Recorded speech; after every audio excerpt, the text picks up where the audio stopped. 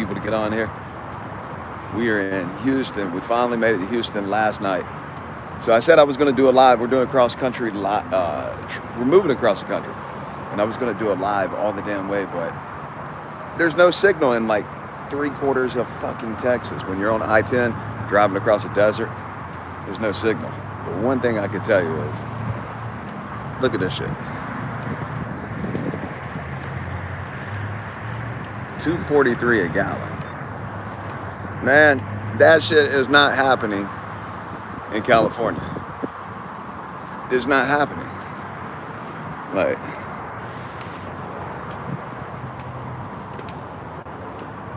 $3.39 for regular. $45 for 15 gallons. Man, when I just left California, we're paying $5 a gallon. This shit is way better. Like, I'm looking forward to saving some money by being over here. And California's cool. I love it over there. But what's up, everybody? I didn't get to do my lives yesterday like I wanted to. No, get over there, man. Let me put my seatbelt on. You're trying to attack me. But we should have signal for a good long ways today. All my other lives that I've been doing, traveling, we didn't have any type of signal. So it was like in and out, in and out. It was real spotty. So honestly, I just cut it off. I cut the lives off because I was like, man, I don't want to be on here. $2.45 in Austin. Yeah. Michigan, still $4. The gas prices are outrageous in some of the places, man. It's just like, how is it that in California, they're charging $5 a gallon. Everywhere else, they're in the $2 and $3. Some places are $4. But everywhere else is cheaper than California, for sure. I don't understand that shit. I'm glad to be seeing some lower gas prices. I'm only getting 12 miles to the gallon. 12 miles to the gallon right now, pulling this trailer. So, man, every few minutes I gotta stop and get gas. But it's not nearly as bad as my truck. When I drove the truck the last time, can you guys hear me? Is the audio working? I know I've had a couple of times when we were driving, the audio was not working. We stopped and got a hotel last night. I said we weren't gonna do that either, but as you can see, the car is full of shit. You can't even lay down in here. You can't let the seat back. So we stopped and got a hotel in it's actually called Katy, Texas. It's like a suburb of Houston, Texas.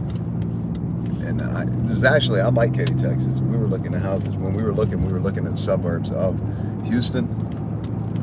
And Katy was one of the places, like, you get a lot of house for your money over here. So this is one of the places we were looking at. Quadrex, homie, what's up, brother? So we're back live now, man. We are leaving Texas. I got like 13 hours. 13 hours of driving. Probably about 2 hours of stopping, getting gas, going to the bathroom, grabbing something to eat. So it'll actually be about 15 hours, which means it'll probably be about midnight tonight when I get back. It's gonna be late, super late. But I'm glad to finally have some damn signal, man. I was riding all day yesterday, no signal, no signal.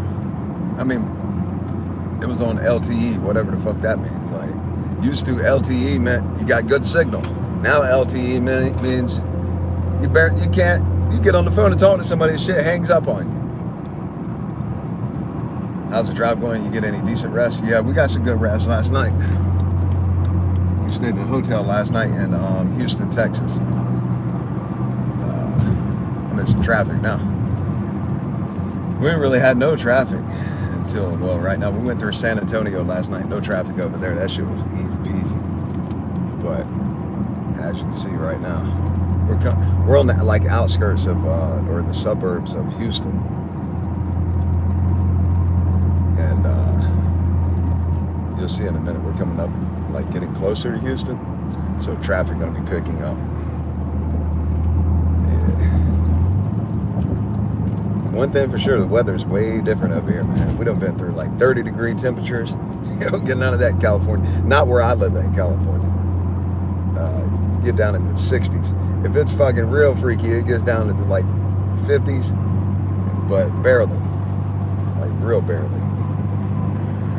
So got some cold weather on the way over here, some windy weather, and now this is like looking like it's gonna fucking rain.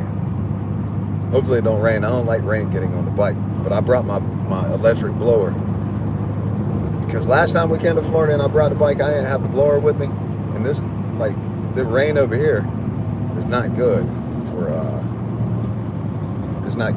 chrome. Like in California, if your bike gets wet, it's outside, front it ain't no big deal. You just dry it off, no problem. Over here, if you don't dry your shit off in like 30 seconds, the fucking rust will attack it. Ronnie Poland, what's up, brother? Good to see you on here, man. Misty and cool in Texas today. It is. Oh, wait. Ronnie Poland said, hello, everyone. I hope you're doing well. Yeah, what's up, brother? Front KA band. You have heated seats in the whip. Yeah, we got heated and AC seats. We got both. We got heated seats and air conditioned seats. You know, my little homie's got to ride in style, right? You know they got to ride in comfort. You can't have the dogs riding not comfortable. Door. Front KA band. Y'all see the homie back here riding with us. So, where's everybody at today? I know, Rotten Apple News. He's in Texas, where I'm at. Somebody messaged me over last night, and it's like, take some pictures of Houston. That's where I'm at. And then Vet Junkie, what's up, brother? How long is the drive? So the drive right now from here, according to the map, is like 13 hours. It's like 13 hours. But you know, you got to stop and get gas. I'm only getting like 12 miles to the gallon right now. Kyle, Texas. Hey, you guys ever heard of Bunker Branding? Bunker Branding on YouTube. But he's got 2 different YouTube channels, but his branding is called Bunker Branding. He got big, huge, like 10 million subscribers on one of his channels. I think the other one's got like 4 million subscribers. I passed by his place last night. His warehouse is right on the side of the highway in Texas before you get to Houston. It says Bunker Branding on it. I can't remember the guy's name, but he does some big shit on YouTube. Demolition Ranch. Yeah, Matt. Yeah. I passed his place last night. I was like, man, I wish I passed by there during the daytime. I'd stop and talk to him if he's over there. The Colt infiltration videos, yeah. Danny's a trip, man. That kid's wild. They're crazy, man. I'm like, man, you're putting your life in jeopardy over there playing with them people, man. Literally. Like, you know, I mean, you never know. Ass might go missing over here exposing these people. But they're doing their thing for sure. They're definitely doing their thing, exposing the fucking... Them people are no good at that cult, man. The shit they believe, the shit that they think, they ain't no good, man. Just straight hating on people, for real. Beating little children. They say it's just accusations. They ain't got no proof of it. They say the cult members sexually molest children over there. Like, and I'm not just talking shit. That's just like from somebody that infiltrated that told me that. They just don't have physical proof of it. But they did witness them. They're like beating fucking children over there. Beating them with sticks. Like, don't get me wrong, discipline the kid, keep his little ass in order. I got that, no problem. Like, you can't let kids run loose and wild, just fucking run over everything and do what the hell they want. I agree, discipline your children, but beating them with sticks, man, get the hell out of here. I wish I would have seen one of them hit a kid with a stick. I would have definitely taken the stick from them and whacked the shit out of their ass. You want to hit a kid with a stick, little defenseless little kid. You can discipline the kid. You can give them, I don't even care about giving them a spanking. That don't bother me. But hitting them with sticks, man, them people are tripping.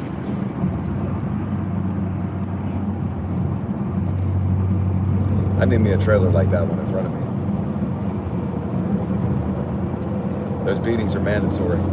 Full body every day fucking freaks. I blow up their sanctuary. I heard that, man. Killer Kenya's from Jacksonville. What's up, man? Getting back from the gym with my girls. 17-year-old getting it in. I heard that, man. That's what time it is. Gym time. I'm getting on a serious workout routine as soon as I get back to Jacksonville. I got a real nice gym at the apartment where I live at.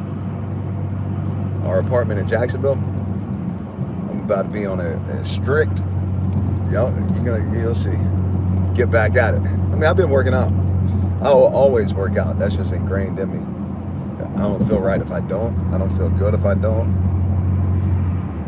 But there's different levels to it. There's different types of, like, how serious you are, the foods you're consuming. Man, I seen a semi yesterday, ran up the side of the wall, and the overpass was like a wall that went up at an angle. The full semi ran up the wall, dumped his truck over, smashed the cab in. Like everything was flipped over. I was like, damn, it looked like Buddy went to sleep. Little dude is strong. Went from 190 chunky a year ago to 155-ish and rip. No soda, etc. That's what it is, man. Like the sugars that they put in sodas, the breads, the carbs. Like bread is like the biggest one too, man. The bread immediately converts into sugar inside your body, goes straight to your belly. Crazy truck drivers, yeah. Man, I would assume anything could have happened. Maybe the car cut Buddy off. I don't know. There is a lot of people that don't pay attention to semis, but it looked like to me, Buddy done fell asleep and ran up the damn wall. I was like, oh no. Hey. Getting into the highway now, man. You know, one thing about Texas, their highways are like way better than California. They're clean. The roadways are nice. They're like, even their overpass system is like, looks nice. They got stars on it. Some of them are colored. You go to California and you're in jeopardy riding down the highway. Your car might tump over. Like, roadways are so fucked up. I was coming back from LA one time. Not from LA, I was in LA. I was up north. I drove my truck up there, and I was pulling a trailer with a up near San Fran. CD, what's up, brother? We were coming back, going down the highway, I-5, and something, it was like, I don't know what the fuck, but the road was so fucked up, and the concrete was like buckled. We hit that shit, and you couldn't see it ahead of time. We hit it, and the whole truck flew up in the air. I was like, what? Got a trailer behind us with a car on it. Man, you're in serious jeopardy when you're riding down the highway in California. And then here's what the crazy part is. They're constantly taxing you. More gas tax this, tax that. Give me your money because we need to fix the roads. Them bitches ain't fixing none of the roads. All the roads are freaking out of there in California. Like, I love California. I love it over there. But you're in serious jeopardy when you're driving over there. You got to pay extreme attention. Like, you should be paying attention when you're driving, but California is another level of paying attention. You thought I was driving a pickup and had the bike in the back of it? Oh, no. I'm in the BMW, man. Pulling the trailer. Like, this BMW, you don't even feel the fucking trailer behind you. But you know, it's the M series, and it's got like 600 horsepower. But what I was reading about like pulling with the M series. They're not really made to be pulling. It's got plenty of power to do it. But what people are saying is that because they built them to go so fucking fast and like so hard, like driving it hard, that when you're pulling, it'll pull fine. But if you get into gas, like what an M series is made to do, you're at risk of breaking something. It's like, because it's not designed to for you to get in it and hit all that torque with weight behind it. So I'm having to be mindful of that, because this car makes you want to hit the gas for sure. Don't ever drive in Detroit. Roads are fucked up over there. Rotten Apple News said electronic logs keep you honest. I used to drive now, only drive 11 hours. I know a guy that's got an old truck, it's paper log, and he says he'll never trade his truck in because of the electronic logs. He's like, man, I like to go do my drive and come right back home. And whatever drive he does, a lot of times is, I guess, if it's electronic log, he wouldn't be allowed to do it. Like, he'd have to stop and take a break. Ronnie Poland said, I just saw Walmart has keto bread, but it's about $16 a loaf. Waste of money, man. I mean, listen, I mean, you could try it, but honestly, that's a waste of money. That's way too much. $16 for a loaf of bread. Like, just do without the bread, you know? There's a lot of options. You just got to get creative with it. You got to get, man, in fact, I used to make nutrition plans for people when I was doing online coaching. Like, that was my primary thing. And I would make keto meal plans. And there's actually a lot of different shit that you can make. It's actually pretty good. Like, really good, tasty shit. Because, you know, when you think of a keto plan, if you really, like, don't do a lot of research, you're just like, damn, there ain't nothing to eat. There's freaking fish and nuts. And, like, there's not a lot of options, right? But there actually is. There's a lot of options. You just got to have a really good meal plan. Quadric said, make your own bread if you can, but yeah, bread is poison. Yeah, it is, man. It is. Yeah, I should have known it was the BMW with how the front seats are shaped. Yeah, the truck, man, I got engine problems with. I mean, I got technical difficulties with the truck. The fucking cam phasers in the truck went out. Let me see, I gotta get over it. The cam phasers in the truck went out. That shit's an expensive fix. I left it at the house. I don't know when I'm gonna fix it. I miss the truck though. I like driving the truck. The truck's by far I just like driving it. Too hard to run paper logs. The only way to do it is too much finagling. Oh yeah, I hear you, man. Hit the like button, people. Quadrant's gonna throw a wrench. Anybody who doesn't hit the like button, Quadrant's gonna hit them with a wrench. Hey, it's funny that YouTube gives people a wrench. It's like, I don't know. I just always imagine somebody throwing a wrench up at a person, like, because you know when you got a wrench, you're a moderator. And so if somebody's coming on here putting dumbass links, saying dumbass shit, the moderator can time them out or remove their comment. To me, I always visualize like whoever the dummy is on the other end saying the dumb shit. The moderator's throwing a wrench in their ass, hit them upside down, bing. Like, oh no, that's probably not a good idea. Hey, my dad got hit. Well, I seen my dad get hit with a wrench, a spud wrench. Anybody know what a spud wrench is? It's for iron working. So him and his like old, like, they were friends back in the day when they were young guys. They had not hung out in a long time. And he's actually, my dad was married to the guy's sister at one time. And his nephew, the guy's nephew, me and his nephew, we always claimed to be cousins. We grew up together, like, we just always said we're cousins. Like, that was my homie. He's dead now. He ended up, he got on drugs, strung the fuck out. But anyway, so the guy I'm talking about, him and my dad were drinking, and they started fighting. My dad was whooping the dude. He was whooping him, but somehow the dude got a wrench, a spud wrench. That shit's big, a big ass spud wrench, and hit him, bow, hit him right in the head.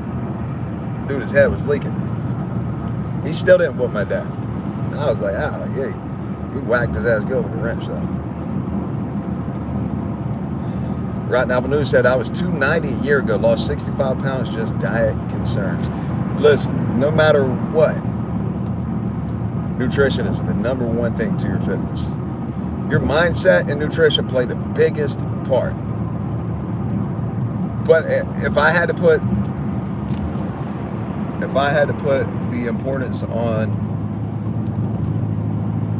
one of the two, your nutrition would be, I think it would take a little bit more of an important role than mindset. But in order, it's nutrition, mindset, and then your workout.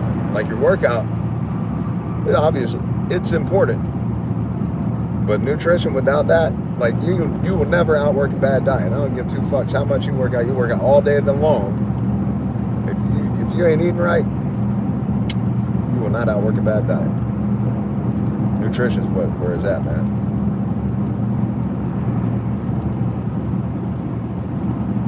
Ronnie Poland said, biggest trickery is yogurt, loaded with sugar.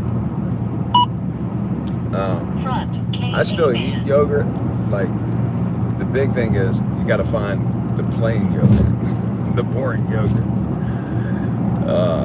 But I mean, you got to eat it in moderation because it does have some benefits, like probiotics in it. But yeah. Oh, Houston's covered with clouds. Let me see if you guys can even see the city. Y'all see it in the background over there? Hold up. We're down too low. We're about to come up another overpass. When we go up the other overpass, right over there. See the buildings in the distance in the fog? Cloud cover? Get over one lane.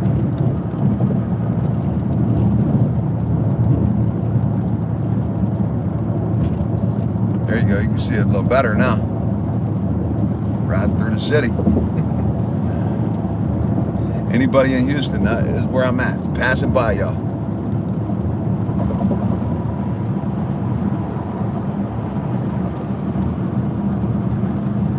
You know, it's a dude that lives over here, man. I wish I would meet this dude.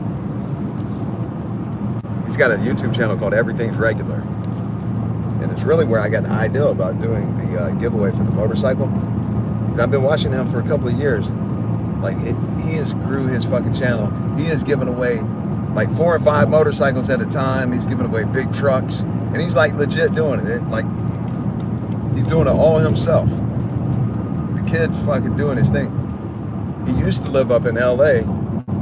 And he just moved over here to Houston. And I know I did. Like, we were looking at Houston too. We lived over in San Diego. And it's like you get so much more for your money over here. And like when I'm looking for, oh, here you go. When I'm looking for bikes to buy, and I go on like Facebook Marketplace and I'm looking around, Houston has some of the most lit fucking custom bikes. We go on Facebook Marketplace, they got some badass custom bikes on there. Like the people that have them for sale, you know? Here you go, man. Here's the city. I'm sliding through here, man. Sliding through the fog.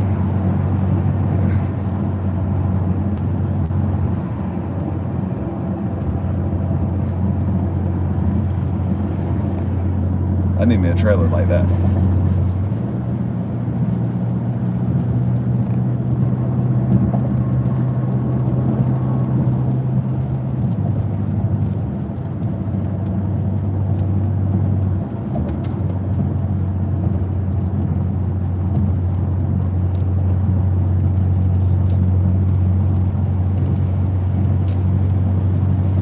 Houston got amazing lowriders too, and street bikes. Yeah, they got the one thing I don't like that Houston does.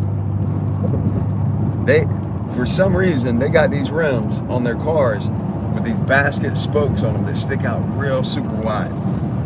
Like it's like a weapon on your rim, and they put them on anything. They'll have them on the most beater ass car to a brand new S-Class Mercedes. I'm just like, this shit, I don't know what's up with that. I don't even know. Maybe it's some type of, I don't know what it is. Honestly, I do not know. But I've never seen anywhere else do it except Houston. I'm just like, why? What is the purpose of it? It don't look good. Like, and they ride it too, super proud. Like when you see any of their car meets, them cats they all come out with them rims. I'm just like, I think they got to be made right here in Houston and sold right here in Houston because ain't nobody else buying them. Not anywhere I ever seen. That shit is ridiculous. But they do got a lot of cool like car and bike culture over here for sure.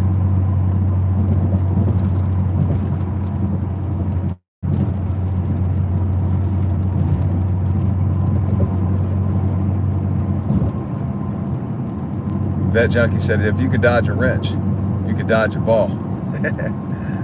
Yeah. Yeah, it should have been a hammer, CD. CD said that wrench should have been a hammer. I agree.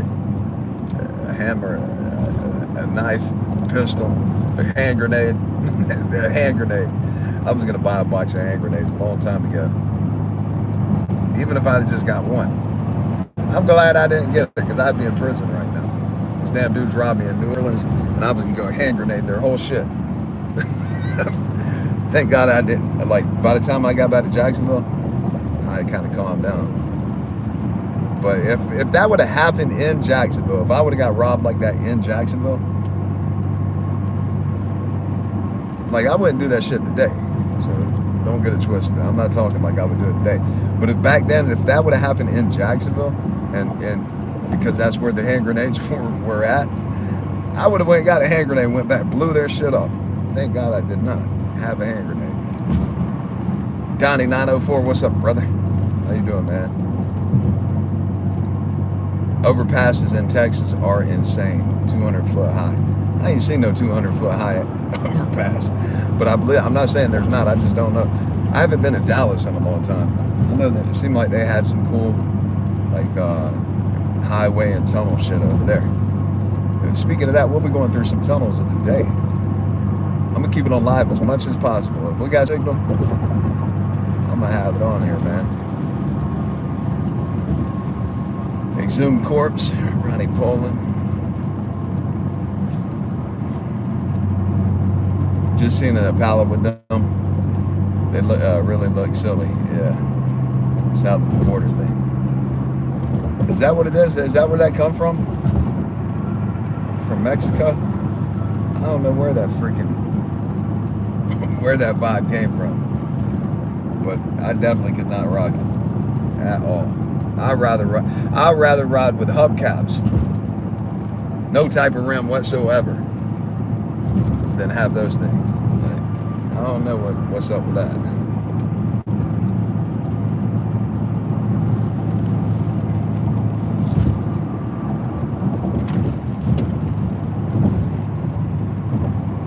I see the dog in the back chilling.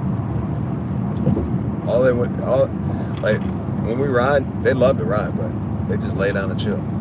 This one, he'll look out the window a little bit. The other one, he just lays down, sleeps. Spinning hubcaps. Yeah, I remember them. Yeah. I remember like when spinners in Jacksonville were a big thing. Like right before I got jammed up in 2000. Some of my buddies started getting those spinner rims. What were they called? They were called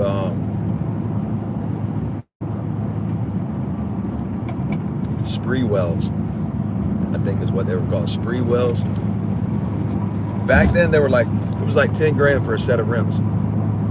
The spree well ones. If you had spree wells, you was doing your thing back then. Like late 90s, 2000, 10 grand meant way more than it means now. It's got a Budweiser plant right there. Reminds me of the original movie, Death Race 2000. Used them as weapons to kill for points. Yeah. Yeah, after the basketball player had them. That's what it was. He had them, and everybody started calling us. But were they actually called spree wells, or is that what people called them?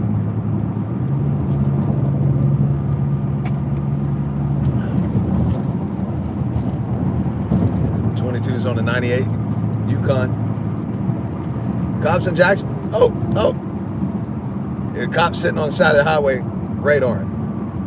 I think he had a laser. He had the type of gun where he's looking through it like this. My radar didn't go off, so I don't know what he was using. Probably laser. When they hit you with that laser, if your ass is speeding,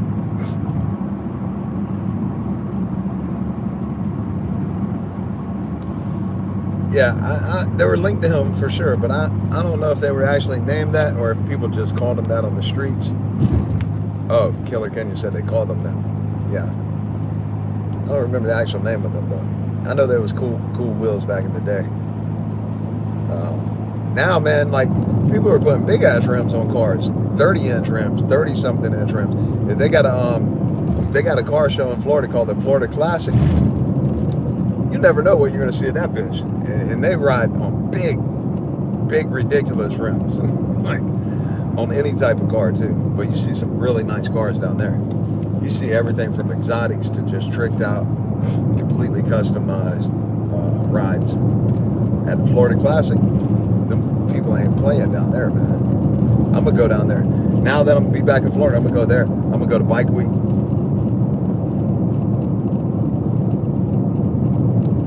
What part of Florida? St. Johns County, right on the edge of Jacksonville.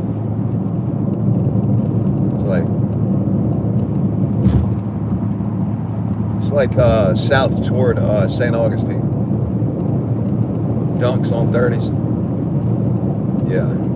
Hey, and like they put motherfucking engines on them cars too, man. Them old school Dunks. Like beast ass engines. They ain't even playing. By the Buc-ee's gas station. Hey, like, I don't know when they started making them damn Buc-ee's, but I didn't used to see them back in the day when I lived over here in like 2000 before I left Florida. I never heard of a damn Buc-ee's before. And now when I've been traveling, I remember when I first seen the sign, I was like, Buc-ee's, and he's got a damn beaver, a silly looking beaver on the sign. Who the hell's going to Buc-ee's? And then I went inside of Buc-ee's. I was like, man, these people done hit a gas station out of the atmosphere. Like, this shit's way more than a gas station. It's like a miniature mall all in one. And get gas. Now, who knows what they might do in that place? They might even have backroom service. Like, they got everything in there. Previous legal issues give you any problems since you're moving back? No. Now, that's not to say you just run around blindly. When I say no, they won't give me any issues, right? I live in situational awareness. Like, I'm constantly watching around me, paying attention to the things around me, to the people around me. I'm not putting myself into situations that I know could lead to a bad situation. I think a lot more than used to. Like, used to, I would just react and respond to bullshit. I really didn't consider, like, I didn't get two fucks, to be honest with you. It was like, whatever, we'll deal with the consequences when they come. You feel invincible when you're younger. So you're not really concerned with the bullshit as much. But now, like, I'm much more aware of where I'm going and who I'm around. That type of shit. So while I say no, it's not going to give me any problems, I'm also not putting myself into any type of situations around the wrong type of people or the wrong places that would lead to problems. There are, like, the guy still has family over there. I actually seen his little brother over there. What's crazy is, like, the little brother that had nothing to do with any of it, he wasn't a part of the situation at all. Him and I were friends. Like, he was a cool little kid. He was a young guy back then. But now, it looks like he followed the same path as the rest of his family, which is not a good path at all. It don't look like Buddy's doing too good. From what I hear, the rest of their families are pretty much not doing good either. So, yeah, it's not going to cause me no problems, homie. They just got it. My bro loves that place, Walmart or gas stations. That's what it's like, man. It's like Walmart or gas stations, but nice. Like Walmart. Well, you know, when I say nice, in California, the Walmarts are not like super big Walmarts. They're not nice. They're old. They're ratchet. They're usually like in a raggedy ass area. You come over east, the fucking Walmarts are nice. They're big. They're clean. They're just way different. California, they're not like that, man. I want to work out with you sometime. My mind goes to dark places if I'm not around good people like you. This is where it's critical. You know, yesterday, man, I'm coming to a point, Quadrex. coming to a point, man. When your mind ends up in dark places, right? You have to always keep in mind that your mind is where you choose for it to be. Like, but it takes practice, man. It takes practice because look, everybody has those dark times, the dark moments, the fucking bullshit gets to you, life gets to you. But realizing it, talking about it right now, like you're saying it, okay, so you're realizing, you're seeing it, and you know, all right, I need to be around certain type of people or certain situations, certain circumstances, right? And so knowing that, then when you know those, so when your mind goes to dark places, based upon thoughts, your thought process, what you're thinking, and as soon as those thoughts come that lead to those dark places, when they come, if you fucking entertain them at all, if you put any type of gas on them, like it's like a fucking wildfire. And when you put gas on a wildfire, that shit gonna explode. So when you put any motherfucking type of gas on them, it's just gonna grow. They're gonna explode, right? So when you know that those dark thoughts are coming and you recognize that, and you make it a practice of recognizing it, and then you turn it even into like, different shit works for different people, but if you turn it into like a more of a joke type of thing, yeah, like, yeah, bitch, I'm about to fuck you up. I'm gonna choke shit out of you. Talking about your thought, right? I'm gonna choke this thought to fucking smithereens. Smithereens. Like, with something to make you laugh and just turn it around and you visualize like you're fucking choking the thought to pieces. And yeah, that sounds like aggressive. That sounds like a negative thing, but it's not. It's turning this negativity around by either creating some type of laughter and then my uncle just messaged me from Jacksonville, but controlling that thought process before you get down that rabbit hole of darkness, right? Controlling it, putting a blanket over it, smothering that negative shit that leads to those dark places. When you recognize it, when you feel it coming, boom, immediately cut it off. Because as soon as you put some gas on it, that's it, man. You're going down the rabbit hole of darkness. It's growing like a wildfire. And then what happens? You done spend the whole damn day, a couple days or whatever, wasting time, which is the most precious commodity in this world. It's called time. You can't ever get it back. You can't buy it back. You can't replace it. Any minute that you lose to bullshit, you'll never get back. A single fucking moment. You won't get it back. Rock just hit my windshield and chipped it. Son of a bitch. Did y'all hear that? Rock got me, whacked me. I was going to replace my windshield before I left because I already had a chip in it. But I was like, you know, when I travel, a lot of times that shit right there happens. A rock hits the windshield. Here, I'll show you guys. That little chip right there. The rock hit the windshield right now while we were driving. And look at this man on the side. Got the crash box in full effect on the back of his truck. You smash in the back of that thing, you're gonna have a bad day. Bad day, man. So Quadrex, that's what it is, brother. I know you already know all that, but it's always good to hear it again, right? Bucky started in Texas. Everything's bigger in Texas. Barbecue meat.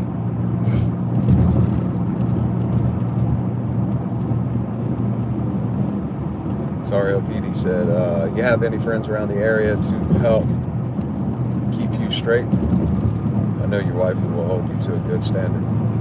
Oh yeah, I have the world's best friend. It's called my wife. And the second world's best friend is called myself. Like, keep myself out of all problems, troubles, circumstances that are not beneficial, that don't, like, I'm all about progressing, growing, learning. Yeah, I'm gonna fuck up sometimes, make mistakes in this journey, but ultimately, if it's a fucking situation that's pulling me down or preventing me from moving forward and progressing, I'm getting the fuck from around it immediately. So I never been one, like, I know a lot of people. I know a lot of people in Jacksonville, a lot. Like, I was on the phone with a dude the other day. He's like, hey, yeah, you ever heard of this company? I'm like, yeah, I know them. I went to school with his sister. And so the point is, I just know a lot of people there, but I don't hang out with a lot of people, and I never have been that way. I'm always like really primarily doing my thing. I might be kicking it with one or two people here and there, but for the most part, I'm doing my thing. The shit's just way different than it was back when I was younger, when I was over there, man. ER, what's up, brother? Make sure I'm on the right highway. It's RLPD. He said, B's dropping no bombs. You heard that, man? That's what it's all, dropping them gems. ER said, thanks again, bro. Been reading in the course, haven't been able to make it to live. I got a new job. Congrats on the new job. Thank you for being on the live, homie. Hey, I was just reading yesterday, watching video, right? Because I'm always trying to learn from people. And I think I said this the other day. I didn't know the statistic, but I was like sure that when people either get a book, like you want to get a book to read, let's talk about like self-help shit, right? You're trying to improve yourself some type of way, whatever the fuck it is. You get a book, it's like 80-something% of the people never make it past chapter 1. You get a course, 80-something% of the people never make it past the first part. Because it requires a huge commitment. It requires time for you to set everything else aside and be dedicated to digging in. And it's difficult. People get fucking scared to like try to like commit 100% to something, to dig in 100% to it. People honestly sometimes are afraid of the change, even though the change might really truly benefit you in life. But we get content and we get comfortable in situations in life, even though they might not be furthering our life, like helping us progress in life. We get content and comfortable. And contentment is the biggest murderous traitor that we could possibly be friends with. I'll never be friends with contentment. No, never, ever. Zero. Contentment, you kiss my ass. We're not friends. No, man.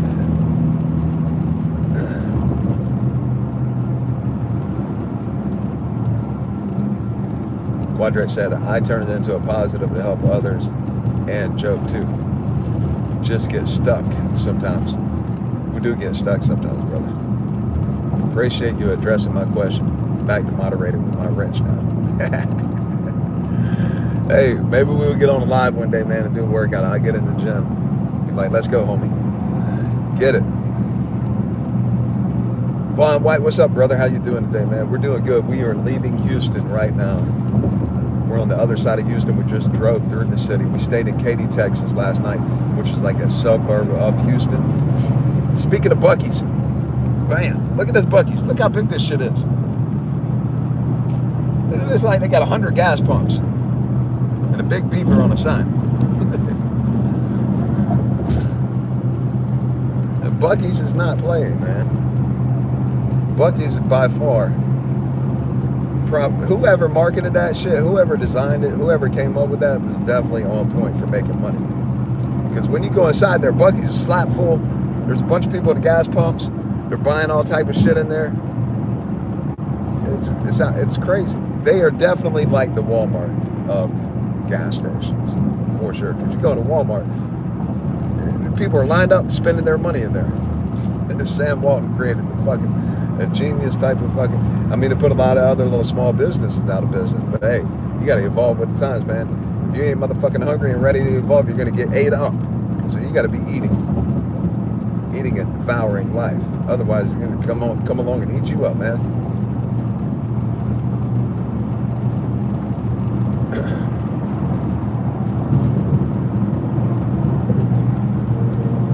Thomas Garrett. How do you say that? Garrett T. Thomas, what's up, man? Safe journey. I don't know how to say the last name. I'll probably get it all type of wrong. Quadrex said, to enter the custom Harley Davidson giveaway and support Mindset Mastery course, click the link, www.FYTON.org. That's FYTON.org. Y'all heard my dog. Click the link, man.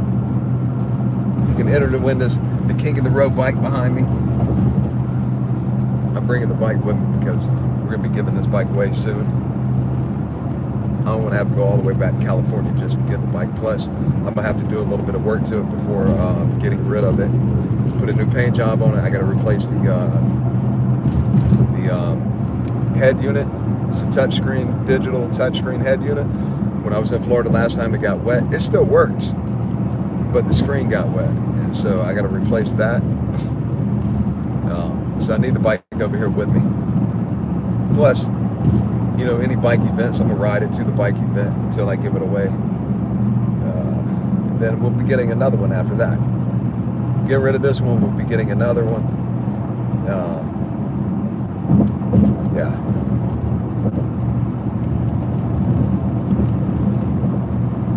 Tar Heel, yeah. But this is what I know for sure. Thomas said, I understand you're going to Florida real estate. Yeah, 100%, man. I'm trying to buy more houses over there ASAP. Let's open a Buc-ee's, Scott Moore in. Hey, if they franchise Buc-ee's, it's a huge cash cow.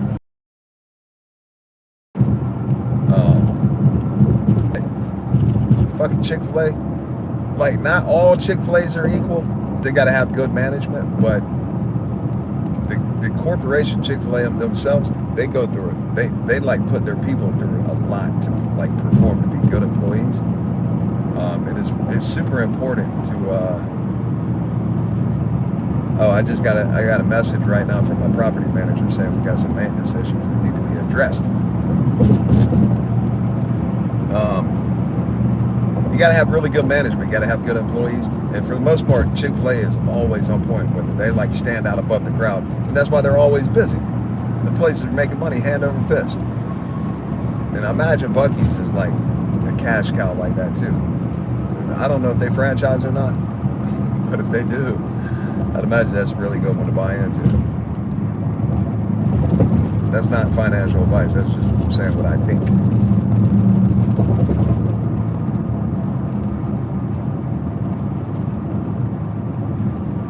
Scott said, I just heard of Buc-ee's a month ago and never seen it.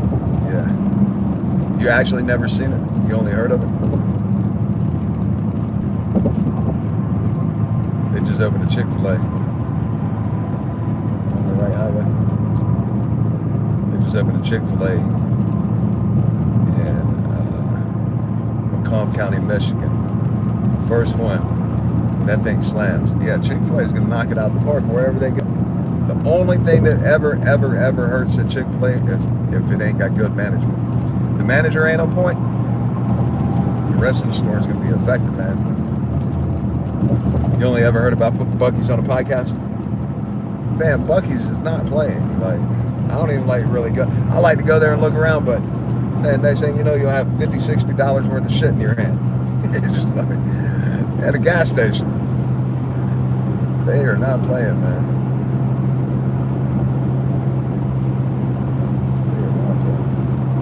So we're out of the city now. We're looking like this.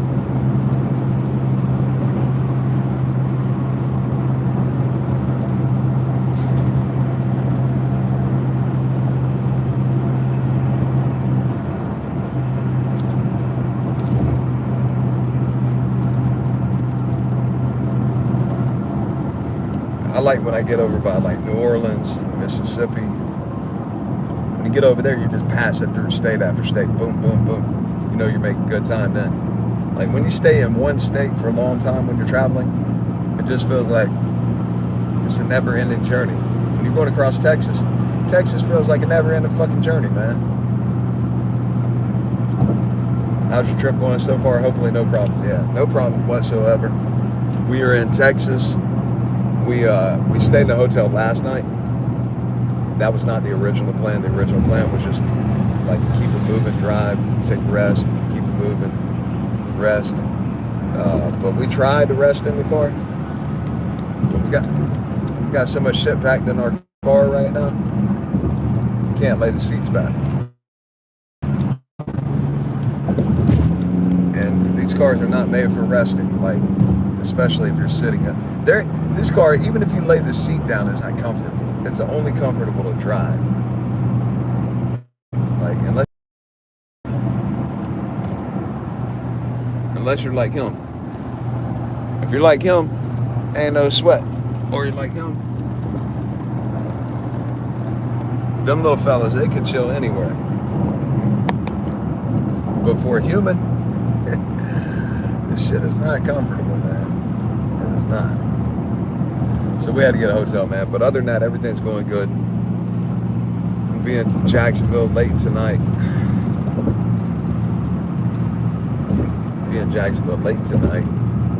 And we got to go pick up some of our stuff, put it back in our apartment. Well, we're just gonna pick up our bed. We don't have anything inside our apartment anymore. Our apartment, we weren't gonna come back to Florida, so we emptied everything out of the apartment, and so we got to go back and get some more stuff. We're gonna go get our bed tonight. Probably be too tired to get anything else. Yeah, that's what we're doing, man. Go back and get that, and then go to the apartment, get some rest, and tomorrow go get all our shit and put it back in our apartment, and then back to work, man. Back to work, creating content. I'm gonna be creating content every damn day. Respect to everybody in the chat here supporting FYTON. Fuck your thoughts of negativity is what FYTON stands for. Fight on. Like, when you're going through life, man, if you give up, fuck, it's over. You gotta fight on no matter what. That's like, you hear it. Fight on, man, let's go. Keep on, keep it pushing, keep crying. Yeah, fucking difficult. Okay, so what? You're the only person that can give up in life. And that's why when I came up, like, I brainstormed for a long time. I'm like, coming up with brand names and brand logos is not my forte, really. It's not, I don't know, I'm not real creative with that. But when I thought of that one, it's an acronym, which means FYTON. You can spell it however you want, fight on, but it says like fight on. FYTON. Fuck your thoughts of negativity. And people sometimes get confused with that, man. They're like, wait, this sounds negative. You're telling people to fuck their thoughts of negativity. Yes, it sounds negative, right? But that's your interpretation. When you really look at it and dig into the meaning of it, so when you're having thoughts of negativity, just because you say the word fuck, that to me gives me motivated. Yeah, fuck yeah, let's fucking do it. Let's go. Let's fucking make something happen, right? So just because the word fuck is in there doesn't mean that it's a negative connotation. It's like, let's get this shit lit, man. Fuck your thoughts of negativity and let's fucking go. Let's make something happen. Let's build a better life to live for ourselves, because when we're building something better for ourselves, it creates a better life for everybody around us. And you honestly, you don't know who you're touching by living a better life, by building a better life. Like, you'd be helping people around the whole fucking world, not even know it. Which is critical, man. Like, we got one damn short little life here to live. And to me, it's absolutely crucial. Drive safe, B. Spelling error, I appreciate it, man. It's absolutely critical to, what's this man doing? Facing the wrong damn way on the highway. Semi, he must have broke down or some shit. Oh, it's another semi pulling a semi. I was like, why is he facing that way? But it's absolutely critical, man, to me, to give back to life. Give back to the people around you, because there's a lot of people that are struggling that just need that shining fucking light in their life, that little push, that little nudge, or maybe they need a big fucking helping hand. It's like, what's more important than people? Nothing. I don't give two fucks what type of possessions you got, what type of material stuff you have, how nice your house is, that doesn't matter. What you have, how much money you have, nothing's more valuable, more important than human life. And if we can help humanity by being a better person, hey, there ain't nothing more valuable than that. There's nothing more rewarding than that. So that's why I say, when I came up with that brand name, FYTON, fuck your thoughts and negativity. Bitch, we just created a real brand right here. This shit is not going nowhere. You're going to be just like I see lions, not sheep. Y'all know who that is? Lions, not sheep. Sean Whalen. Who knows who the brand Lions Not Sheep? I see the man's shirt all over the fucking place. I done traveled across the country and I see people wearing that man's shirt. And a lot of his values, a lot of his thinking, a lot of just what he represents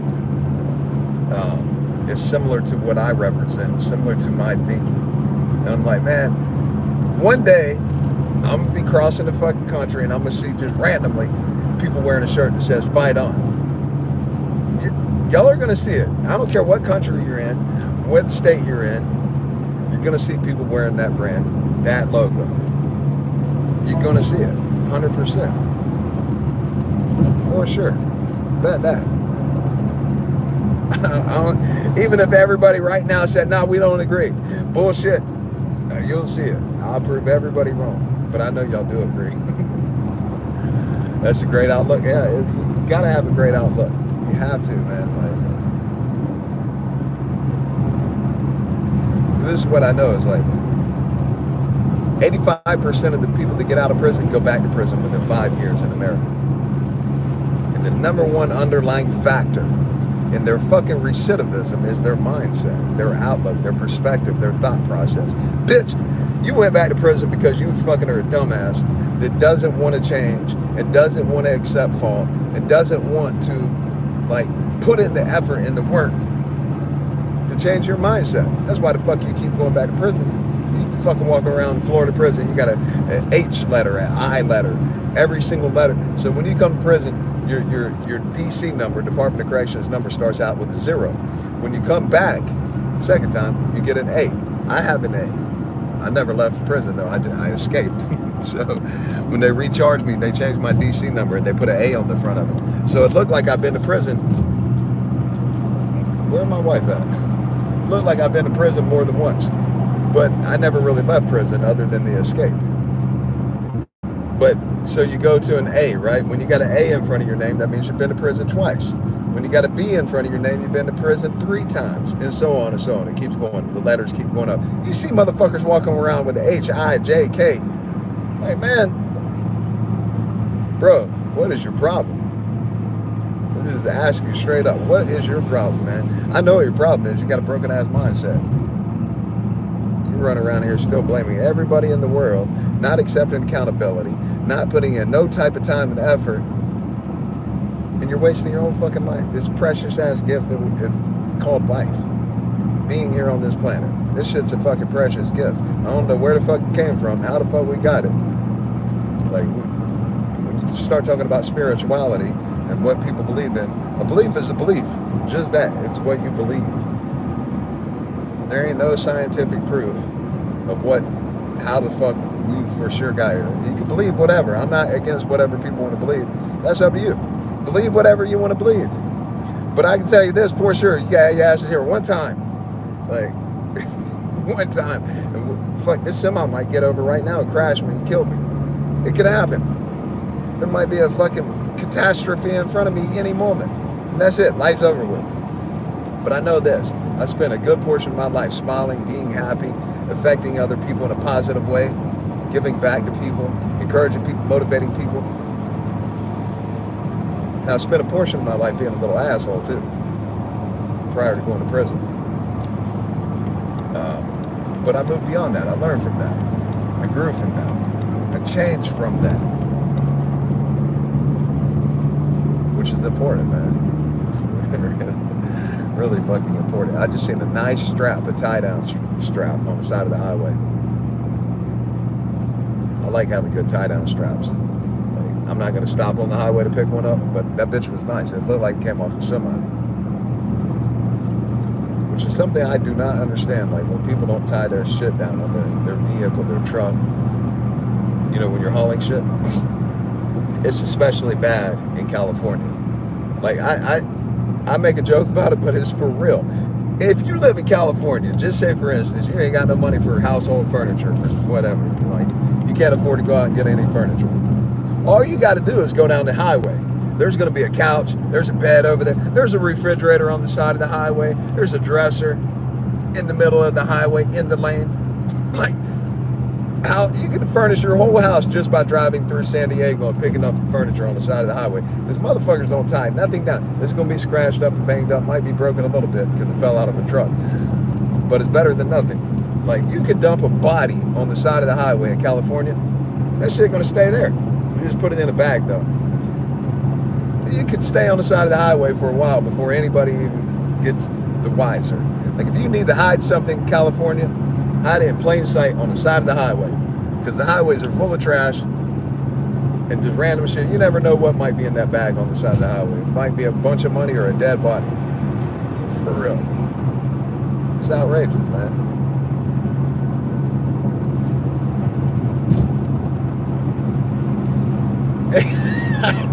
Quadrate's getting aggressive with his wrench. He said he's going to wrench the fuck out of anybody that doesn't like the stream. Y'all heard the man. You hit the button, it's got a like button on the stream. If you don't hit the like button, Quadrate's going to wrench the fuck out of you. He's going to whack you upside the head with a wrench. Liam Whiteman, what's up, man? That's my dog back there chilling. Thor. His name's Thor. He's got a mohawk now. You guys see the mohawk we got him? Watch this shit. Thor. Let him see the mohawk, homie.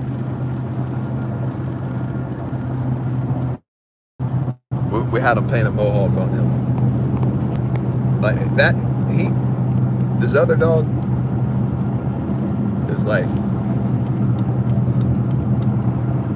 he's like show dog quality as far as how he looks. But this dude right there, his personality knocks it out of the park. That dog's so damn funny, man. He's always smiling. He's happy. He's got a good personality for a dog. Get any Texas barbecue or some tacos? Nah, I didn't do any of that. Like, I do like barbecue, but I don't eat it a whole lot. I do like it. But tacos I like, but they just don't compare, to be honest with you, to California. California Mexican food, that shit's lit. Tacos over there. And if you really want to get good tacos, all you gotta do is cross the border, go to TJ, which I've been multiple times. You go to TJ and get, not where the tourists are at, not right when you cross the border. Go across the border and then go back into the back alleys. I mean, it's dangerous now. You guys better be on point. Don't come over there with a bunch of flashy shit hanging out, with your money hanging out of your pocket. You might not make it back. But if you know where to go, like, only reason I knew where to go is because I knew people that lived over there, that are from there, Mexican people that are from TJ. And then my little brother actually moved over there, and he had friends over there. So we would go where like the locals are at and get the sidewalk food. Like, you just be right there in the neighborhood, boom, on the sidewalk is a taco stand. Get some carnitas. Shit tastes so good, man. Tastes really good. Now we're back in Texas, flat, boring ass Texas, nothing. Oh no. More Texas bullshit. We still got good signal in here? We got good quality streaming. I'm trying to get 4,000 watch hours. I need everybody's help. One day I'm going to move to Mexico.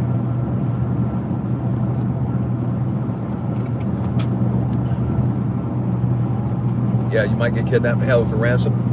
So I mentioned this on here before. I don't know if you guys remember it, if you heard me. So I'll tell you again. Initially, before I ever moved to San Diego, me and my little brother and his dad, which I grew up with like as my stepdad, basically like my dad as well, my second dad. We three together bought some property in San Diego. It's actually called Hamul. It's like right east of San Diego. I mean, it's part of San Diego County, but it's called Hamul, and it's where the mountains are at. We bought 40 acres on top of a mountain. You can see the ocean from it. Beautiful, beautiful place. Really pretty. But at that time, I had a two-door BMW 6 Series. This shit is low to the ground, and you got to go 1.5 miles from the road up the mountain to our driveway, just to the driveway. When you get at the driveway, the rest of it's like, it's going up like this. Like, you can't fuck around. And my car would barely make it up there, but it would make it because like the roads weren't real smooth.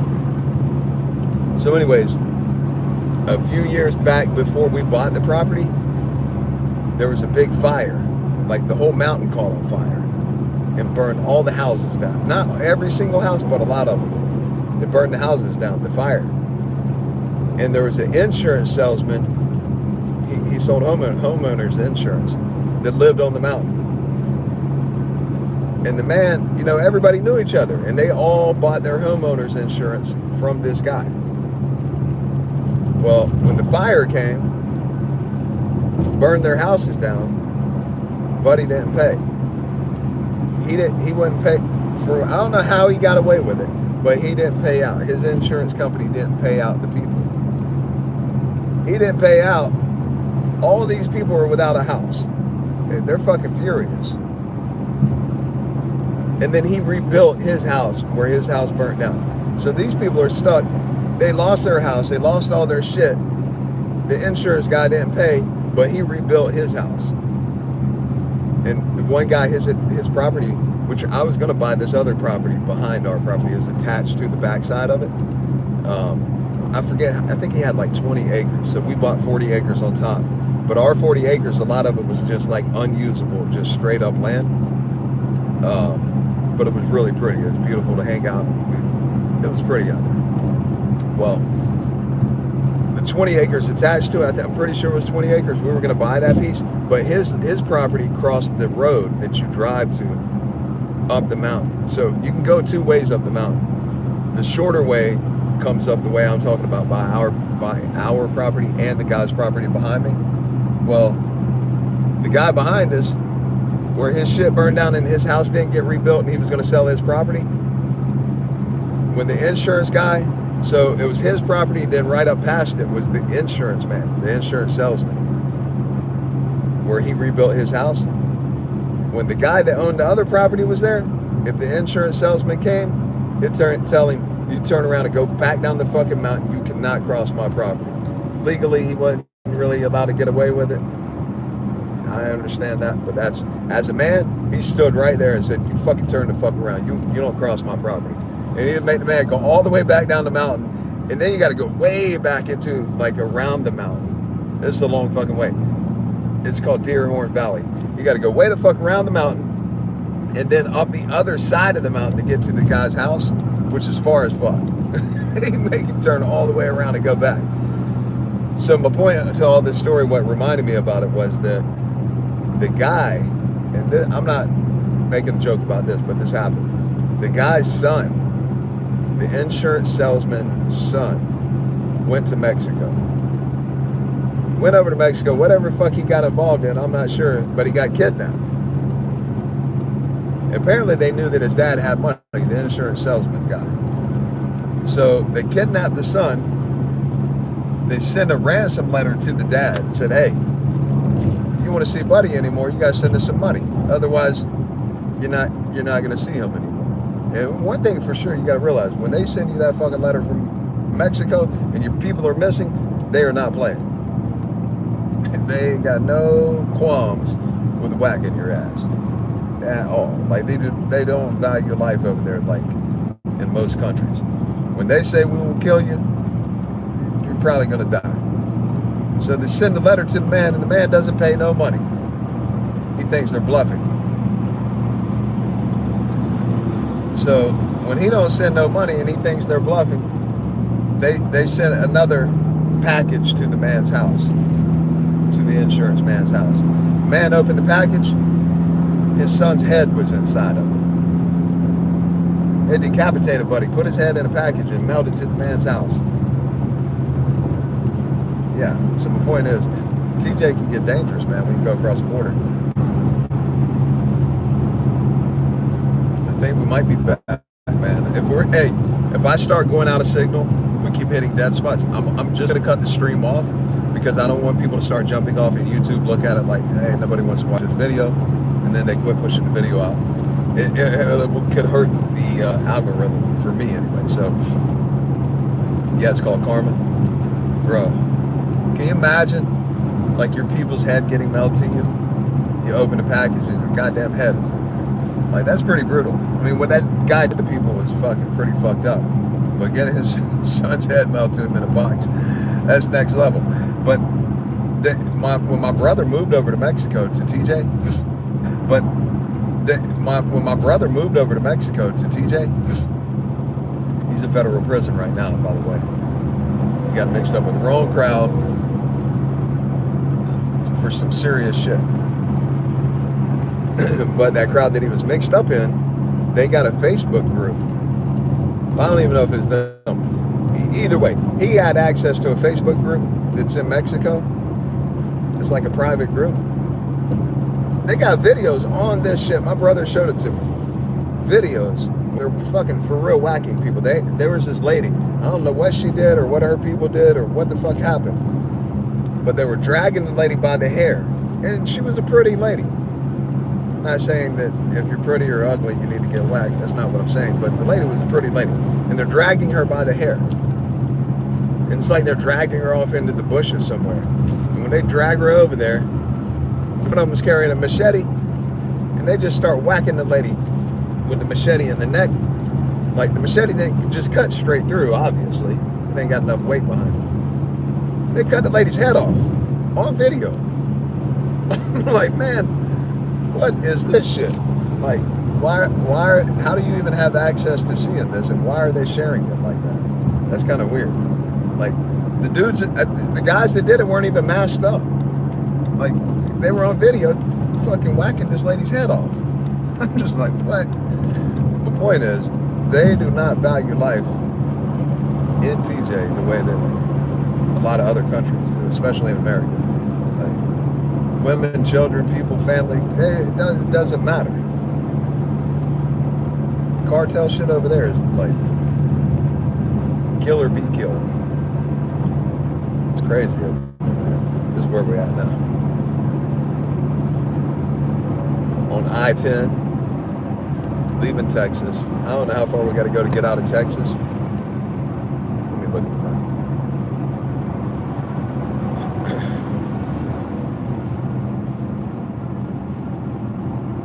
The cop buddy of yours used to send you some videos, crazy shit, huh? I told him to stop sending them. Yeah, I don't blame you. So, this is where we're at, man.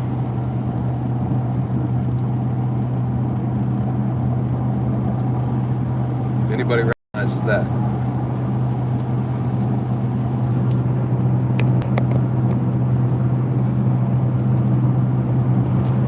We're like an hour and 13 minutes outside of Houston. Not outside of Houston, probably like an hour outside of Houston, because we were driving through Houston for about 15 minutes. So we're about an hour outside of Houston, heading east on I-10. Headed to Florida, moving from California to Florida.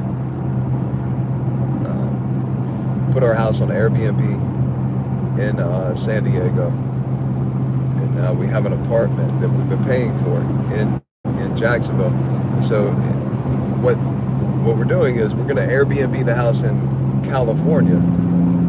The money that house generates off of Airbnb will pay for the mortgage in California and pay for the rent on the apartment that we have in Florida, which takes a lot of financial burden away, a lot of financial responsibility.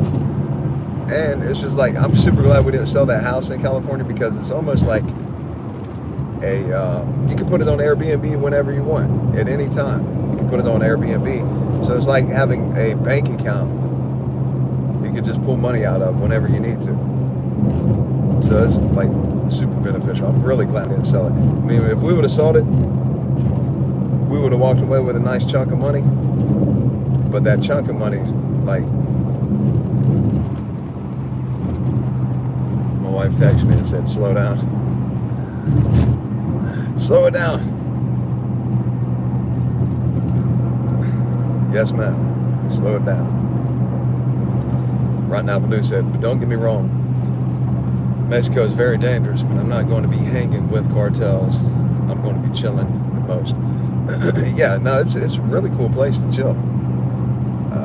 You can't get mixed up with the bullshit. My brother went over there, he got mixed up with the bullshit. Which was crazy because I met a lot of people that were Americans that were living over there. They would live over there and rent them a place for really cheap. And then they would cross the border and go to work every day. They weren't mixed up with the wrong people getting into their bullshit. Like, that's what I was hoping he would do when he went over there, but he dove headfirst into the bullshit. Like, god dang. Dude, you're mixed up with the wrong people, homie. But hopefully he learned from that and makes better choices when he comes home from prison. I'm going to be hitting the road in my RV work camp or something and head south. Want to hang with the family at Christmas time. Yeah, congrats on that, man. That's pretty fun. That's dope. So in Mexico, man, I can tell you, there's a place called Jalisco. Jalisco. Beautiful fucking place, man. Really fun place. It's laid back, it's chill. It's right on the ocean. The people are friendly. It's clean over there. At least where I went. It was clean. The people were friendly. And there's a lot of culture. It's an old place. You know, it was built a long time ago, but they keep it. It was like nice and maintained. The culture is nice over there. The history is nice. Jalisco is a dope place, man. Like, I could stay over there for sure. Mazatlan, another place too. That place is really nice. When I was in Mazatlan, I went so it's a coastal town, and I went from the coastal area where all the tourists were at, way like an hour into the country, way far in the country, man. In fact, I had a guy that was driving me, kind of like an Uber driver, that was driving me around. He was a taxi guy, but like it was in a personal car, not a taxi. So similar to an Uber, but not Uber. And man, he was taking me. He said he was going to take me to this place where you could zip line, but it's far out in the country. I'm like, all right, let's go. His name was William too, by the way. They call it. His name in Spanish was Guillermo, which means William in English, which is my first name. So we're riding, man.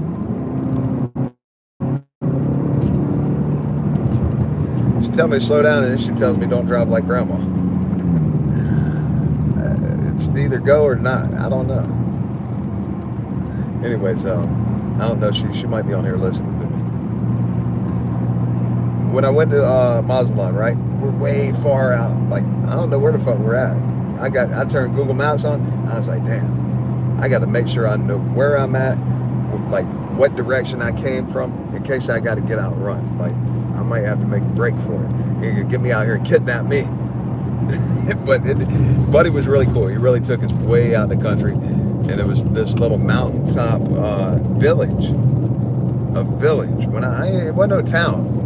I'm talking about we're riding down dirt roads. There's chickens everywhere. There's cows. When you're driving down the road, there's cows in the road. You got to just wait on the cow to get out of the way. Like a village. And so we get there, and then when we get to the top, as far as the car would go, I think we rode on like a four-wheeler or a buggy or some shit. I don't remember exactly. And they took us further up the mountain to where we could zip line down it. Man, these zip lines, they just had shit tied around a tree. Not no typical safety precautions. I mean, I went on it anyway because I didn't care. I'm not. Something back here rattling. I do not like shit rattling in the car. I don't know about you guys. Does that shit bother you guys when you're driving and you just got something rattling? I don't like it. Whatever it is, I couldn't find it just now. But we're tight now. Look, man, look. Road construction. In between semis, in between the wall, pulling the trailer.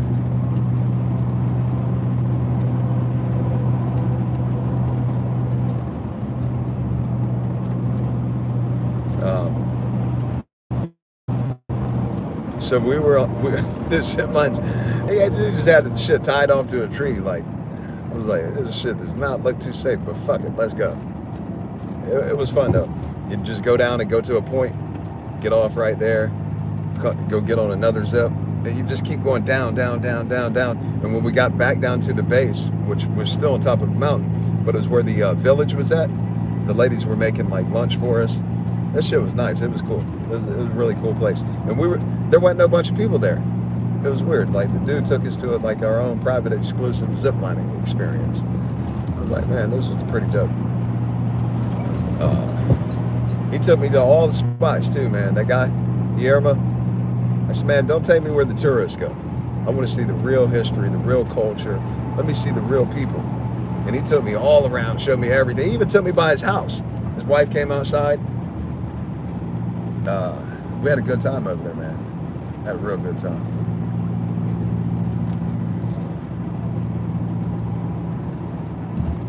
Yeah, Quadrex, he said he hates shit rattling too. Quadrex said, I just met a dude doing great business independently in a bar, cafe. Told him to check out the channel. Oh man, that's dope, man. I appreciate it. Bruton Avenue said, I thought about doing that down by Laredo.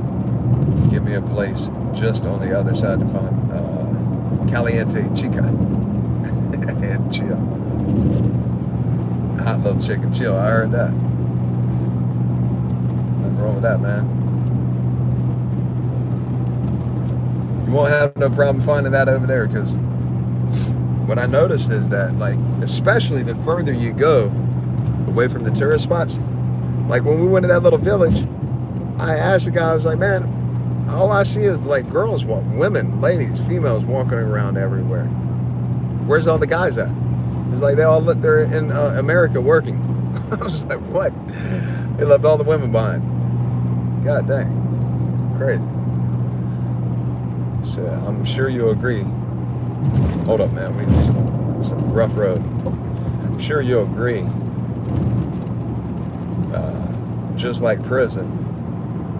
Hold on, man. We're in some bad shit right here. Weakness is obvious. Show no weakness. They always think twice. Quadrex said, like the stream or get smacked with the wrench. We're smacking people with wrenches over here now. You gotta get your mind right. This in life, man, when you show weakness, whether you're in prison or anywhere in life, life will take advantage of you in multiple forms, whether that's people, the universe working against you. Because if you're in a state of weakness, fear, you're also putting out that vibration into the universe, and that's what's coming back to you. Next thing you know, the universe has just got you bent over, taking it. Nope. I mean, you still got to be cautious in life. You got to be aware, situational awareness, pay attention to what the fuck's going around you. But if you walk around and showing weakness, exhibiting weakness, it's all bad, man. And it ain't about walking around cocky either. Like, it's just walking around with confidence, carrying yourself as a man or a woman with confidence. That's what it's about.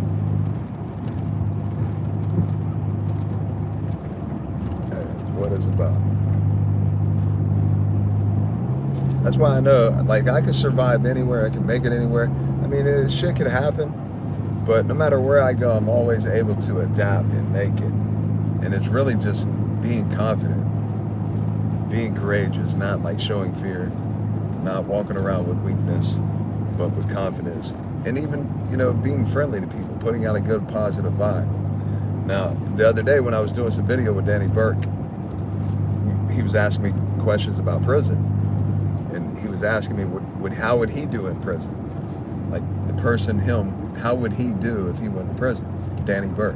I was like, number one, it is what it is. He's a shorter guy, young white guy that is super fucking friendly. He's super happy, polite, funny little dude, always smiling. Like, this dude's always smiling. He's rolling down, like he does stunts, like hurts himself.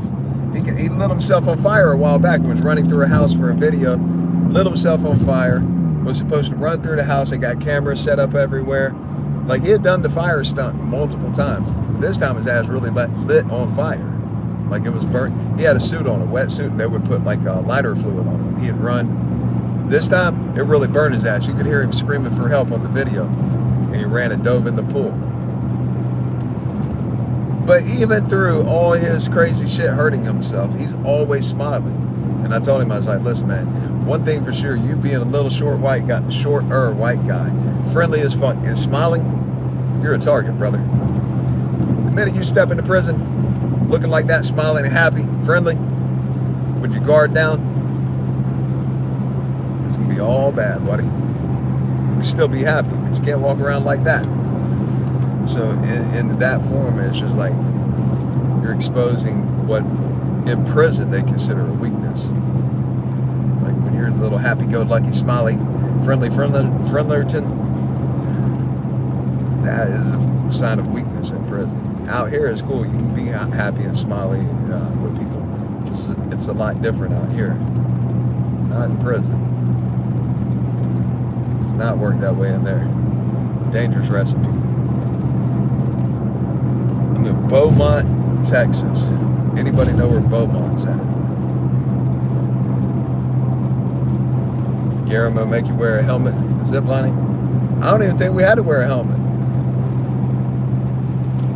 Well, I don't think we had to wear no helmet. Try and drive a semi. Talk about noise, driving nuts in the cab. Just got to turn the stereo up a little bit more. Yeah, I bet. I know. You mean there's no Mexico? No, there is no ocean in Mexico. If there is, they ass ain't going out there to the villages. There ain't no ocean. They are not about. There is not that. All you got to do is cross the border in Mexico and look at the buildings. There's no safety code requirement, nothing. You can build any shack you want to, wherever you want to, with reckless abandon. I'm just, man, and it's really sad. It's really, like, when you drive through there, when you cross the border into TJ and you take a little drive around, and you just see, like, the shit that people are living in,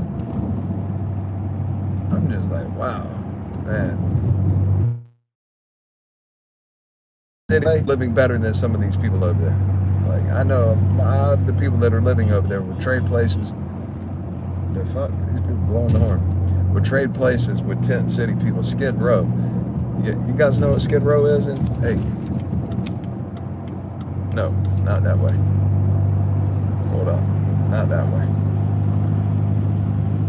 Let me turn my voice guidance on, man, before we get. Follow the road for 3 miles. Going the wrong way. I'll be very embarrassed on the live going the wrong way. I went the wrong way last night.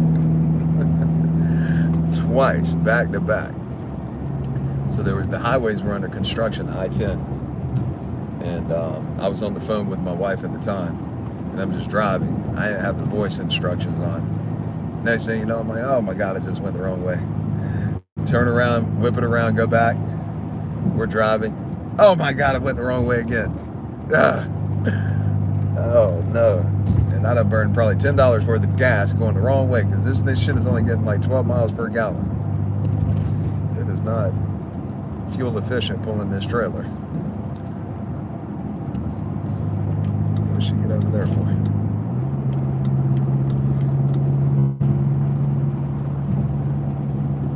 My wife's real good with directions too.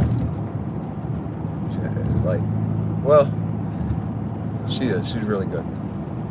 If I'm where I know where I'm at, but if I'm driving and I'm not paying attention to the map and it ain't on voice and I'm doing something else, man, I'll pass right by the shit.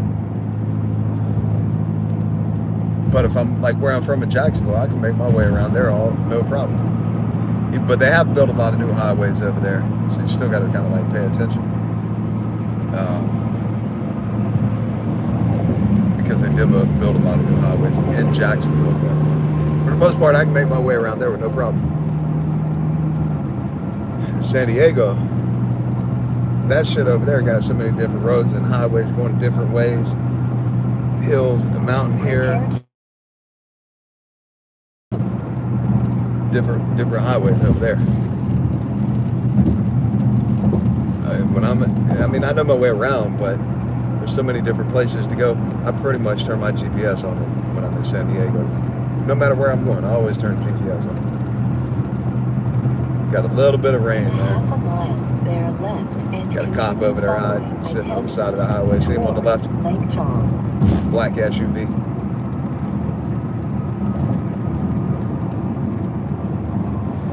Yeah, that is true, Bon White. People will always take advantage of weakness. It's just like, I think it's like a natural instinct in people to just take advantage of other people's weakness. You know, which to me is like a cowardly thing. Like, go try to take advantage of somebody that's your equal or your match, that's not exhibiting any type of weakness. Go try to take advantage of them. Like, if you're taking advantage of somebody's weakness, it's just like some like coward or bully type action. Like, be a man or a woman and take advantage of somebody you're equal. Try that and see how far that gets you. This shit is not going to get you too far. But it is like in people's natural instinct. A lot of people, like, they try to take advantage of people's weakness. So, pretty shitty situation. I-10, Lake Charles.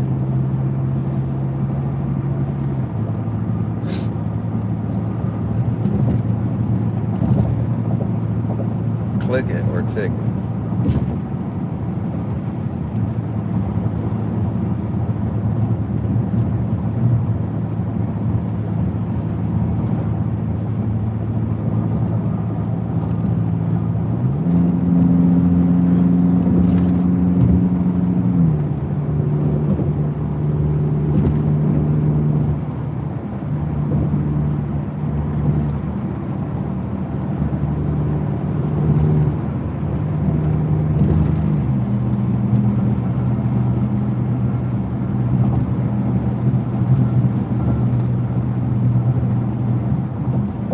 And I hate riding with a dirty car too. Like, I was gonna wash my car, but I was like, this shit's just gonna get right back dirty. But I do not like riding in a dirty car. I mean, ultimately, the car's just gonna get you there, right? Like, really, what difference does it make? But for me, I hate when my car is dirty. And our shit's filthy right now. But when you're traveling across country, you stop at a car wash in every damn state, your shit's gonna be right back dirty. Then you hit a portion of the country where massive amount of bugs. Like earlier this year when we were traveling across the country, we drove the Escalade. I don't have the Escalade anymore. My mom has it, but we were driving the Escalade and it's white. And it was during a time of the year when it was warmer and there was a lot of fucking bugs out. Oh my God, the car was just caked with bugs. Big time cake.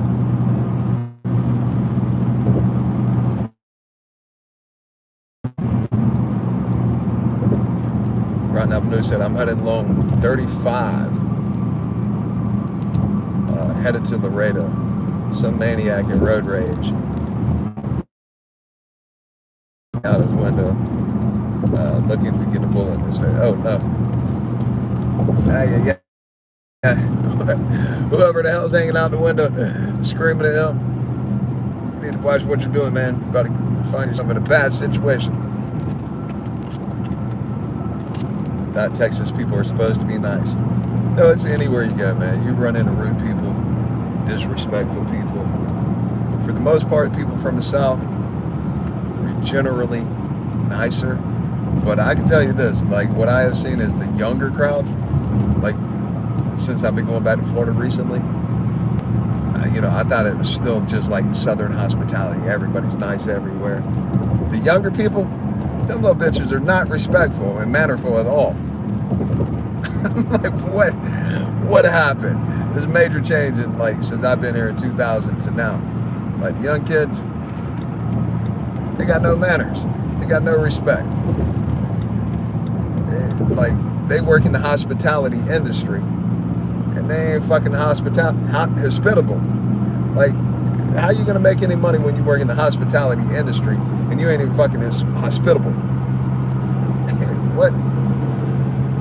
You got it confused, man. Everybody's just like, I don't know. It's like the young kids don't realize you got to put in a lot of work and effort to get some shit out of life. You can't just be living home with your parents forever waiting on them to die and give you something.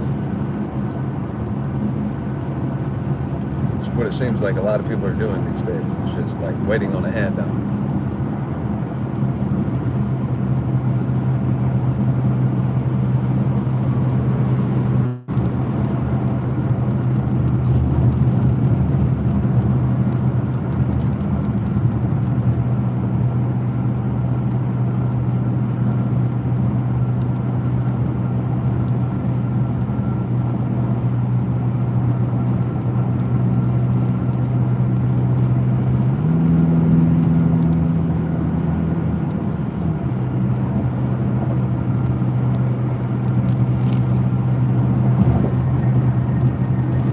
Oh, yeah. This long ass drive, man. Long drive. We only been on the road for a little more than an hour, but I'm gonna have to stop in a minute. Use the damn bathroom. Levi, what up, brother? How you doing, man? Good to see you on here. So anybody that's on here right now, we're driving across the country. We're in Texas right now, near Beaumont, Texas. Got my TV and phone on here, giving you 2 times the hours. Hey, I appreciate it, man. I'm trying to get as many watch time hours as possible. Last night when I looked at it when we were in the hotel room, I was at 3,500 and some change watch hours, according to the analytics on YouTube. And so you got to be at 4,000 watch hours. I was hoping I could just leave it on live the whole damn time. Can't do it, man. When you're driving across Texas, you're in a dead man zone. Like no signal. You got enough signal. You got like LTE. Your phone's still on, but you can't live stream. And that shit was like all day yesterday. No signal. The first night when we left, we were leaving out of California. Got up in the mountains. The signal kept going in and out, in and out. The following morning, signals in and out, in and out. And then yesterday it was just like most of the day yesterday. No signal. Not the type of signal that I could live stream on. I'm just like, man, how is it that we pay the amount of money we pay for telephones? No matter what you got, Samsung, and iPhone. Like I just swapped over from the Samsung back to iPhone. Like for years, I just was like, I'm not getting a damn iPhone. But most of the people I know have iPhone. My wife has iPhone. And then it seems like the newest iPhones, like they definitely stepped up their game a lot, especially like with the camera. Like you can record all your YouTube videos right from iPhone now, and they put out really good quality video. And so, anyways, I swapped back to iPhone. These bitches are not cheap. The amount of money you pay, and for the your monthly charge that you pay to the cell phone company, T-Mobile, Verizon, AT&T, whatever you got.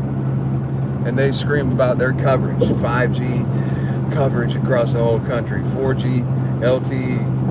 Man, the maps that they show coverage are all full of shit, bullshit. Because anywhere you drive across the country, it's like you're always just constantly battling poor reception. When Elon Musk comes out with his Tesla, his satellite phone, when that shit comes to market and he makes it affordable to just anybody that can afford an iPhone or a Samsung, hey, them phone companies are in big fucking trouble. Big trouble when that shit comes out. Because satellite phone, your ass ain't gonna lose no signal. And he already got all the technology in place. When that shit comes out, Verizon, T-Mobile, all of them probably kiss their ass goodbye. It's gonna be just the same thing like his car company came out here and shook the whole car industry up. Now they're all scurrying trying to make electric cars. Like all the manufacturers are seriously trying to make electric cars, like in a major rush. Like buddy just smacked everybody around with his Teslas. Like there's people that still are just kind of like against it, but the reality is when you look at the numbers and the customer satisfaction of his cars, man, when he comes out with that fucking satellite phone, I hope he blows T-Mobile, Verizon, AT&T, all that shit out of the water, man. Levi said, I use TracFone, $20 a month, unlimited. My iPhone picks up everywhere. Yeah, I believe it, man. Except I bet that shit won't pick up when you're in the middle of the desert in Texas. There ain't no towers out there. And if it does pick up, maybe he's already connected to the satellite. Because there ain't no towers out there. You barely get any type of signal. Little homie's gonna jump out the back. He's back there looking for my wife. Look, she's in behind us in another car. Thor. Either that or he's watching the bike to make sure nobody, he's protecting the bike. You guys see the bike in the back, right? He's holding the bike down. This dude, he ain't doing nothing but holding the seat down. He ain't protecting nothing. But the dude in the back is my wife's dog, which is that white car behind me in the mirror. You guys can see it. That's my wife driving behind me. So he'd much prefer to be with her. Because when he rides with her, he doesn't understand the word no. He only understands it when I tell him no. If I tell him no, you can't ride in my lap, go sit back there, he listens to me. When he rides with her, he can do whatever he wants. So he's back there looking like, damn it, why'd she leave me? He's trying to ride in her car.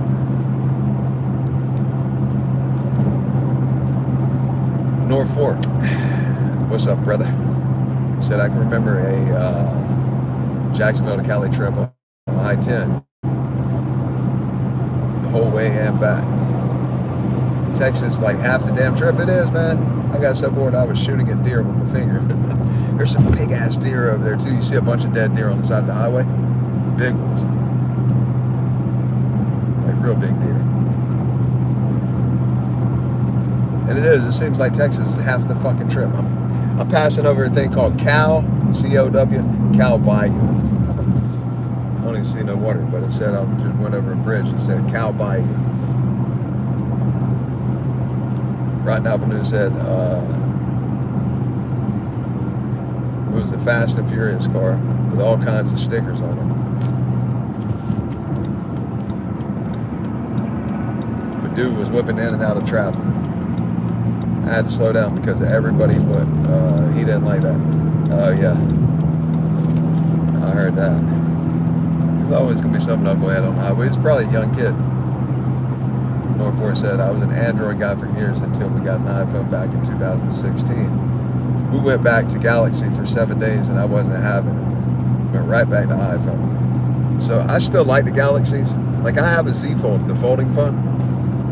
I left it at home though. No. I don't know where that thing's at. I think my wife packed it up somewhere. I know I don't have it with me. But the Z Fold phone is pretty cool. And like the way that some of the things, like just the copy and paste on the iPhone, that shit don't work nearly as good as a Android. Like wherever you touch your finger, the bar goes perfectly, no problem. There's like little differences. But for the most part, they're like neck and neck, man. They're both really good. Except for the fucking signal. Signal sucks.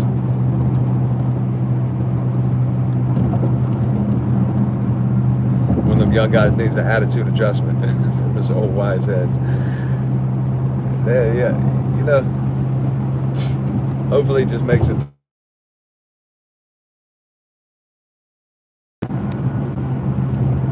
Hopefully. Levi said, search for EV cars spontaneously combusting. And it's scary how many and how immediately, how violent the fires are. Yeah, I know. No, that's true, for sure. That, where they blow up, but statistically or like percentage-wise, what's the percentage of it actually happening to you? Because, yeah, regular cars, they ain't just blowing up like that. So I can't argue that. There is not a comparison. There definitely ain't no comparison. But I would still get one. I was gonna get one a while back, but I already got too much shit. But I would take my chance with one. I would get the SUV.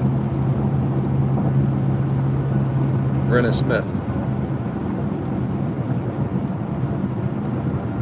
when am I going to do the video with the guy that gave me a ride when I escaped? When I get over here to Florida, I told him when I get to Florida, I hit him up, and we're going to do like a split screen, like an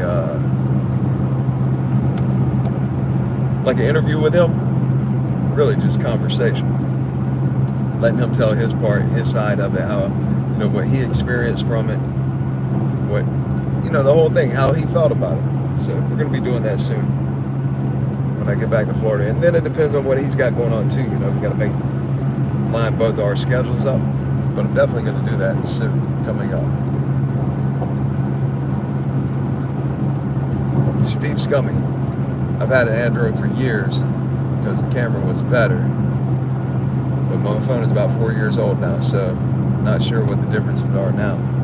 If you got a 4-year-old phone, like the Androids 4 years ago, camera was far superior to the iPhone, in my experience and opinion. Like, because my wife's had an iPhone the whole time, and I've had Android for years. And 4 years ago, Android camera was way better. Now, they're both on point. They're like really good cameras. I mean, it's crazy the quality that you get out of a phone camera is on point with some DSLR cameras. If you're using your phone the right way and got it set up the right way, you can video with a fucking iPhone or a new Android and get amazing quality out of it. Like, it's ridiculous how fucking good they are.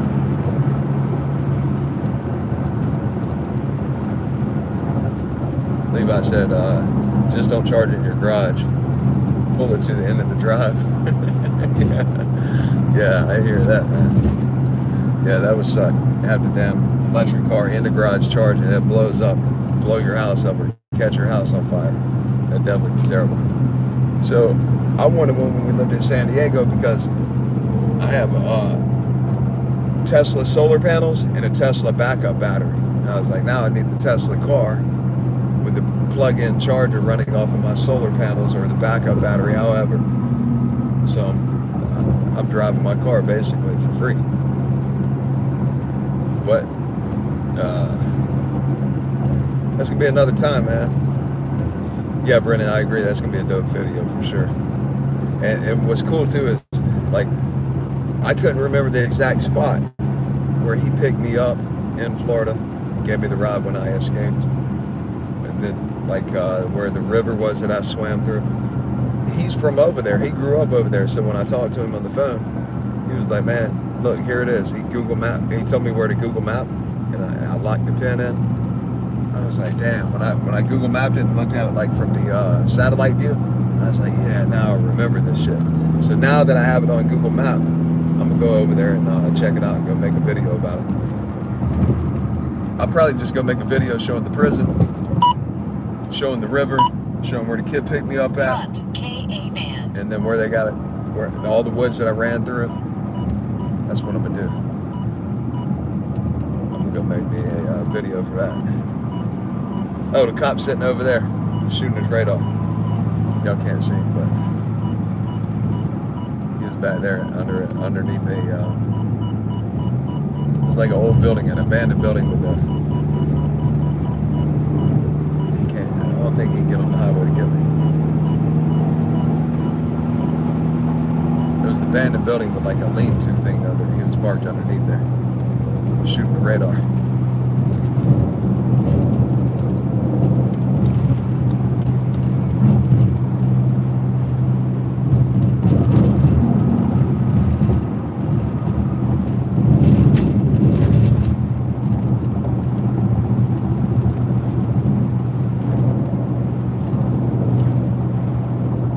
Vaughn White, you at work, man? It's today, Monday.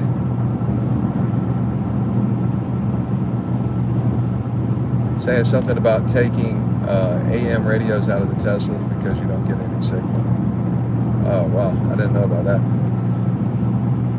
Rotten Avenue said I got a Droid Z3 and I'm getting a brand new battery and a new screen when I get back.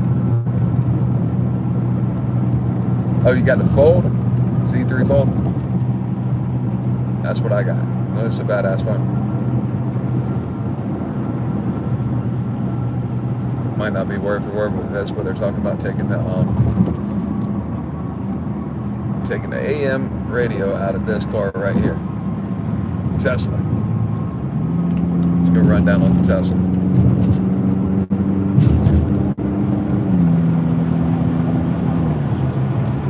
He ain't gonna be running down on this car. Buddy hit the gas on us. We could not keep up. I wouldn't be able to keep up anyways because I'm pulling this trailer. But those cars are hella fast. Uh-oh. Where's he going?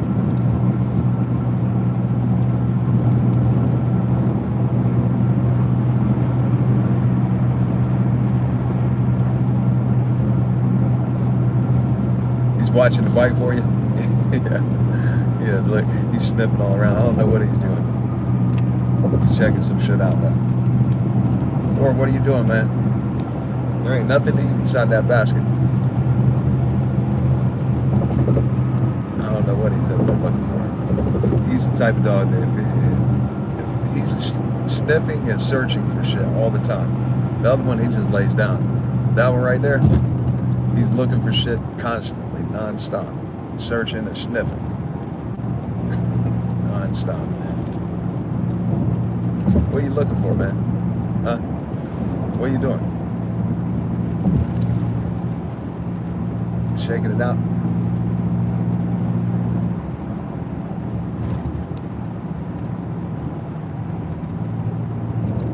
We gotta be getting close to getting out of Texas, I hope. Oh, I think we might be crossing over. It's a big rest area with a big ass star.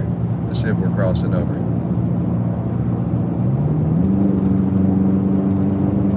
Hell about it. When I leave out of Texas, this shit makes me super happy. I mean, I wouldn't mind having a house in Houston, but driving across Texas is the most fucking boring, lame shit ever. It's like no good, man.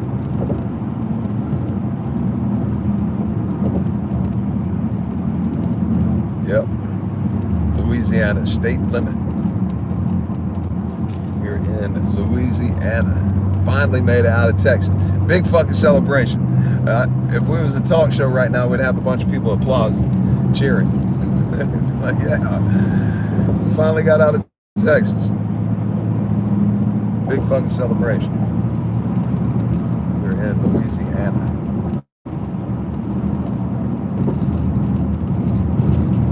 Home of the bayous. There's a bunch of that bayous over there. And then you got the people that they speak way different over here. Like their accent. I'm not sure what they're I don't know if it's French. I can't remember what it is, but they got a way different accent. The Bayou people. What is it called? I'm sure somebody on here knows right now.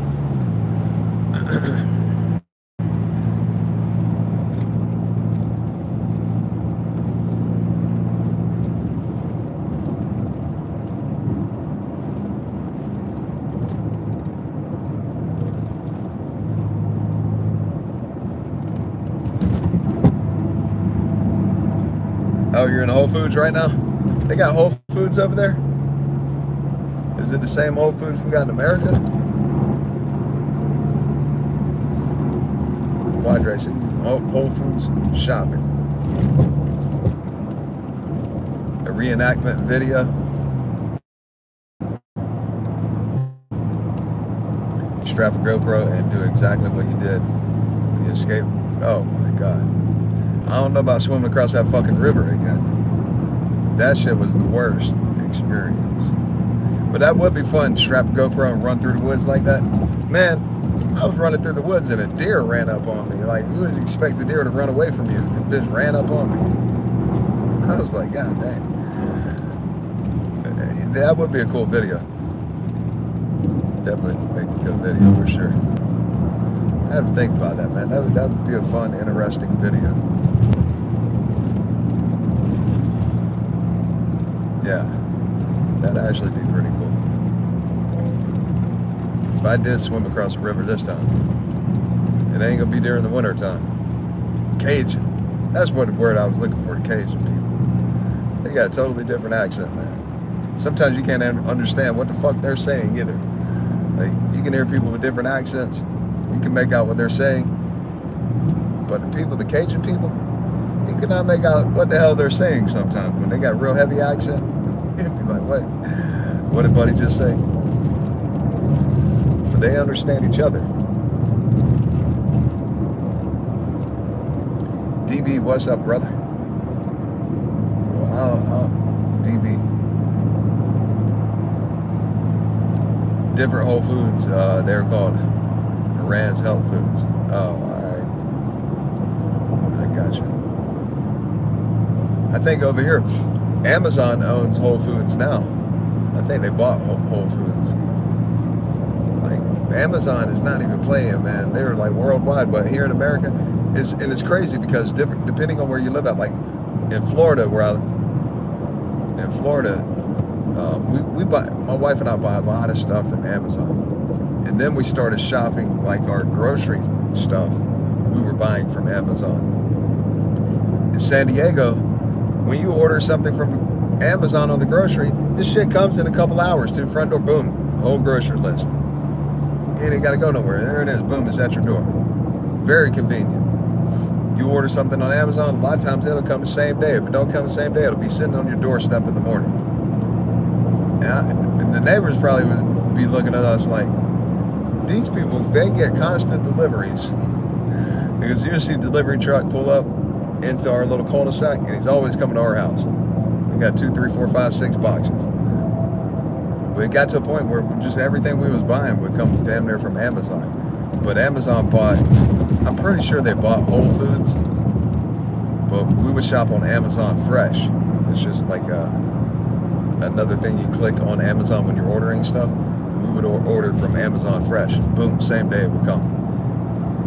But when you're in Jacksonville, they don't deliver Amazon Fresh where I live. I'm like, damn, I thought this was everywhere, but it's not everywhere. It just depends on where you live at, whether or not they offer it right there. But Amazon Fresh, shit is not offered where I live at in Jacksonville.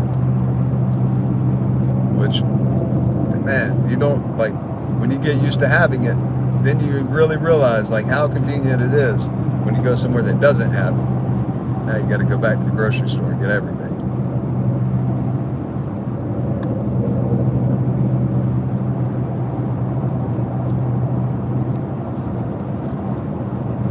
I'm going to have to get off and go to the bathroom. Levi said, Grandma delivers groceries to people through Instacart. You get your whole grocery list in under an hour. Yeah, Instacart, yeah. I think that's a bigger thing over there, like Jacksonville. I know my daughter uses Instacart. She was always talking about it. I'm just like, how come you don't use Amazon? But like I said, I thought that Amazon, you just get it any and everywhere. $2.59 for gas. Man, $2.59. Look, I'm not even playing with it. It's just like winning the fucking lottery. You come over here, you're like feeling like the winner when you get gas. You leave from paying $5 a gallon, $6 a gallon. You come and see $2.50, $2.59. It's like you just won the fucking lottery. Turn into the 2nd Street on the left. Lady, I'm going to use the bathroom. Louisiana 3063 North. You're trying to boss me around. Let me use the bathroom. Be quiet. 2nd Street on the left. How about that? If possible, make a If legal possible, you U-turn, quit talking. Then bear right. If possible, make Why a you like legal U-turn, continue to boss me when bear I ask you to be quiet? I onto- turn you off. How about that? Oh, they got problems with the RAM. They got problems with the RAM. I'm gonna get gas. I'm gonna use the bathroom. Creole. That is what it is. Creole. Cajun, Creole. That is basically the same thing. Listen, man, I'm gonna leave the live on. Anybody that wants to stay on, I appreciate it. Mad respect to you guys for riding with me. I'm gonna leave it on because I'm gonna go inside and use the bathroom. I gotta get gas. Sure, the dogs will hang out. Look, he's looking for my wife.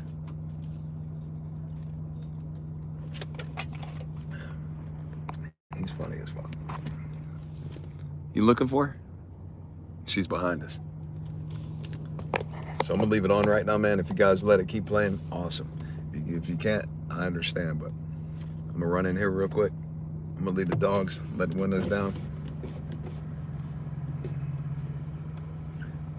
I'll be right back.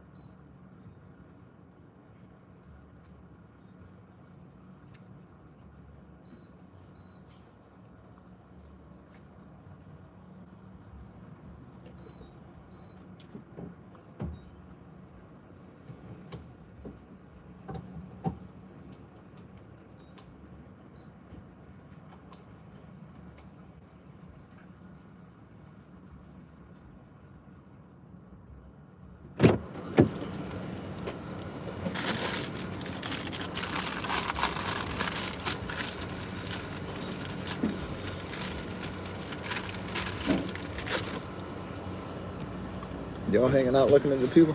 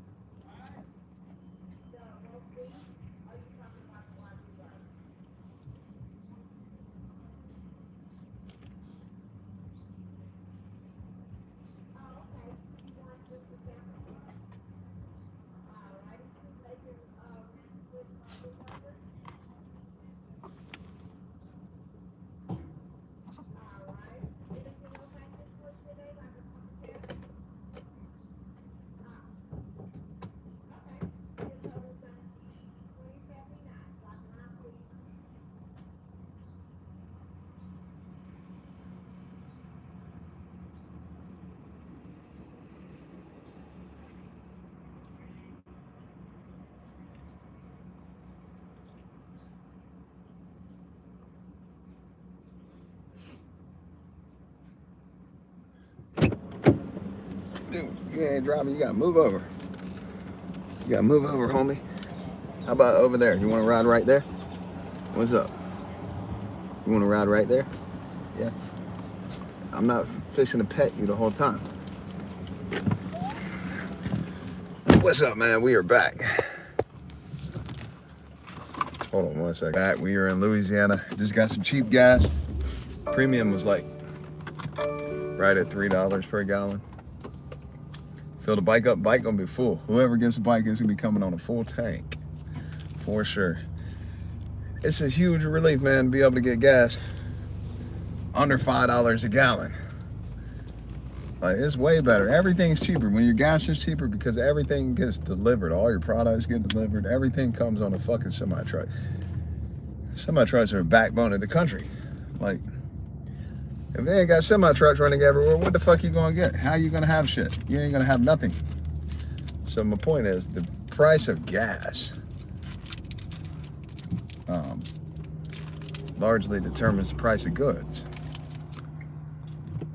This Twix candy bar gets shipped to you on a truck. And they gotta pay outrageous California gas prices. Everything else is gonna be outrageous prices. Which is how it is. So it's a nice comfort. Nice set. Am I going the right way? Turn my map back on. Pretty sure I'm going the right way. Feels like I'm going the right way. I didn't look, but it sure seems like I'm going the right way.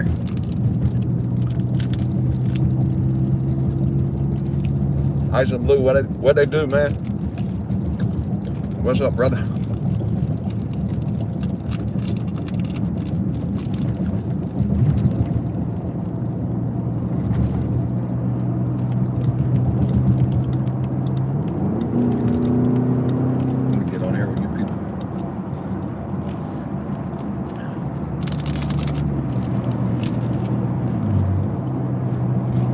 I had to stop, use the bathroom, get some gas.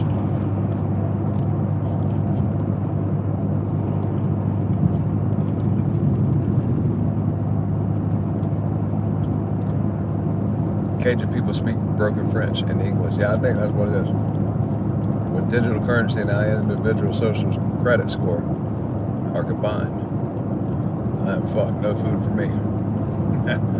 Hooray out of Texas.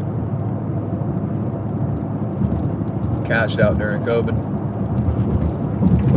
Oh wait, grandma delivers. Oh yeah, I bet she did make some money during COVID. Yeah, and it, you know, even though like COVID isn't talked about,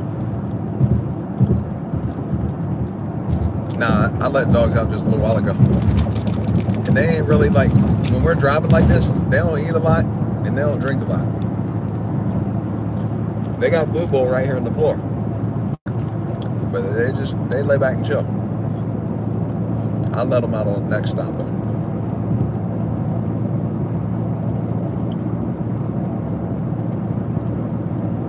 When COVID hit, it changed all the dynamics of the country in a lot of ways. Like, more people stayed working from home when companies like were forced to operate in a different way.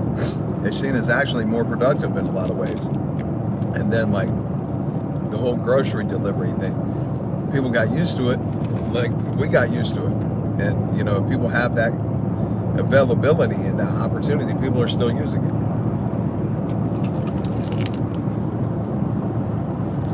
I own a telemarketing company and we sell tools and PPE to business, personal protective equipment to business and government.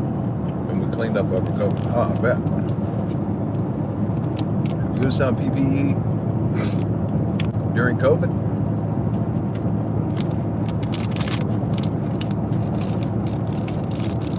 You was doing good.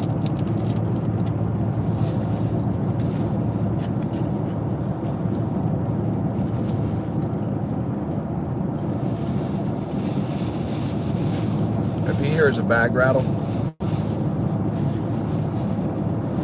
he immediately thinks he's going to get some type of, I ain't gonna say the word, S-N-A-K. If I say it, he knows what the hell I'm talking about. He go crazy. But he hears the bag rattle, he thinks he's getting one. You start looking all around, sniffing. Look, you're trying to come up here now. Where are you going, man? Coming through.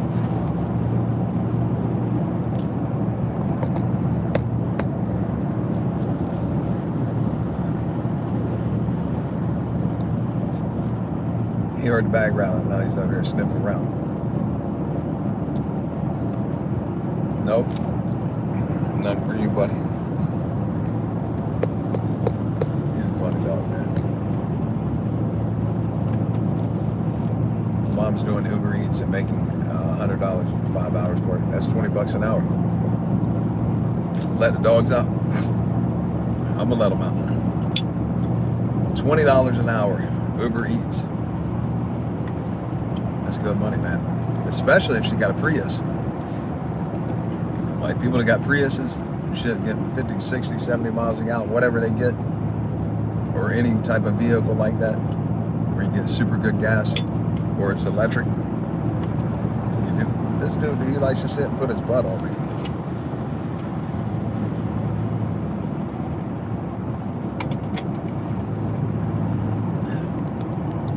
What kind of car does she drive when she's doing Uber Eats?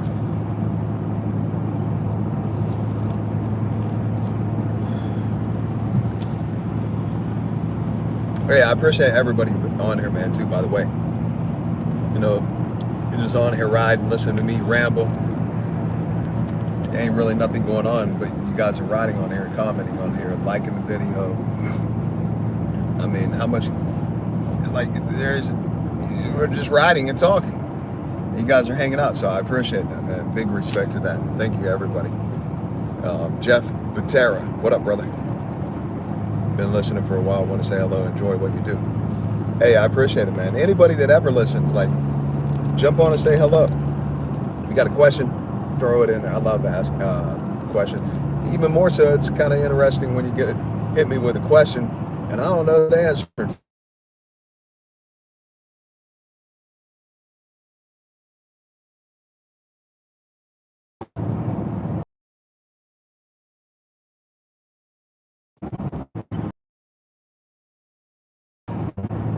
Dan Sigurdsson, what's up, brother? Just come in from shooting video. Temp 23, wind blowing. My 68 Lincoln, 462 fuel pump, applying every 20 seconds. You got 68 Lincoln? That's dope, man. Brandon, probably not best vehicle. It's a 2020 Jeep Wrangler. Y'all know, you know they got an electric Jeep now? You guys know that? Electric Jeep, I think like a fucking Rubicon or some shit. Like, I met a dude the other day. He got the brand new Jeep. He bought it from the dealership and took it to a place in San Diego called Trick Trucks. And took the Jeep apart, put a massive lift on it, like a badass lift. King shocks all over, a bunch of shocks. Like, buddy put some money in the truck off rip, right off the dealership lot. His suspension is a rock crawling suspension. He's taking it out to King of the Hammer as soon as they get done with it. Brand new Jeep. He probably put about 40 grand in the suspension, maybe more. Big extended fenders on it. Fucking, I like the rims. I personally didn't like as far as like how they look, but they were more for functionality. They were beadlock rims. Like I have beadlock rims for my paddle tires on my off-road car, but the shit I'm driving down the road, I don't like them like that, but they serve a purpose for what he's doing. But the Jeep is electric. I was like, what? I didn't even know. Electric Jeep. What? So anyways, yeah, I didn't even know that. Jeff Patera said, working construction in Chicago. Now it's cold and gloomy. It's like gloomy right here where I'm at right now, Louisiana, but not cold. The temperature is 66 degrees, but we were in the desert, like I think California, Arizona, it was like 32, 30 degrees at nighttime. It was freaking cold, man. Levi said, are you on TRT or anabolics or still natural? I know a lot of guys have trouble keeping gains into their 40s. Yeah. TRT is a great idea. I've done it. But when I say it's a great idea, it's individually based. For me, it was a great idea, but it can get a little out of control. But if you're going to a doctor and doing blood work and seeing what you actually need, yeah, it's cool, because men begin to lose their testosterone production. It declines big time, which affects your ability to keep muscle, build muscle. It affects everything, your happiness. It affects a lot of shit. But I'm not taking any of that right now. But what I do take is SARMs, SARMS. Glad you mentioned it, because I need to take mine right now. I haven't taken them today. But they come in a capsule, pill form. And it's the closest thing like anabolics that I have found that is not steroids. Steroids, like even getting them, TRT, test replacement therapy, through a doctor's office, some of the side effects, it's a lot to deal with, especially with like your temper. It does affect your temper, and so I prefer not to deal with that.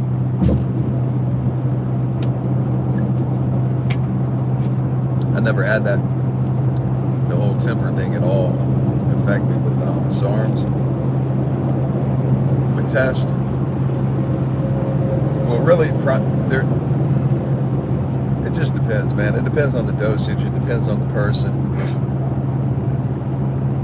It depends. It's individually based. But if you're going to do it, definitely go to a doctor. Yeah, they work. They work amazing. Like, extremely well. The first time I took SARMs, it's just like when you do your first cycle of steroids. You get the most benefit, the most effect from that first cycle. It is what it is. It works that way all the time. And the first time I took SARMs, man, I gained a massive amount of weight in like size and weight in like 1 week. I was like, what the son of a... I went by my buddy's place, his shop, and I had not seen them in about a week. And when I came in there, they were like, what the hell happened? Like, that shit put it on me, like, super quick. And buddy, you gotta stay back there and chill. You're running around acting crazy. It depends, man. Not all companies, not all pharmaceuticals, but supplement companies are equal. I can't speak for all SARMs. The ones that I get, 100%. 100%. Definitely work.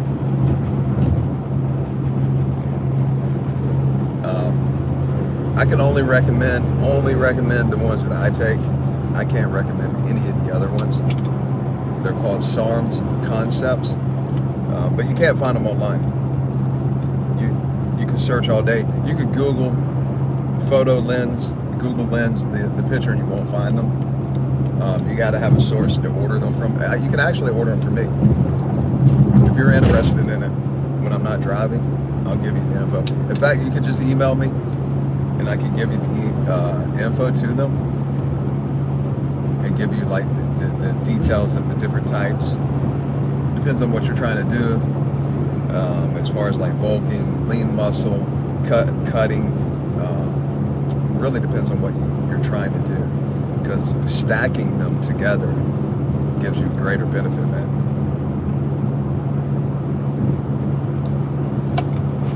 And Bryan, B-R-Y-A-N, so it's my name, it's my email, Bryan at FYTON.org. So it's my website, my website, FYTON, F-Y-T-O-N. My email is Bryan, B-R-Y-A-N, at FYTON.org, FYTON.org. I actually have them in here with me.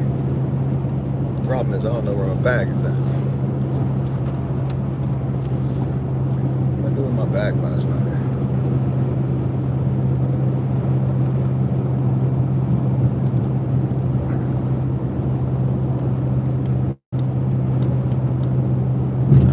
Bag's at. I I was showing to you. I got LGD 4033, which is the typical SARM, one of the base ones that a lot of people talk about. I got SR.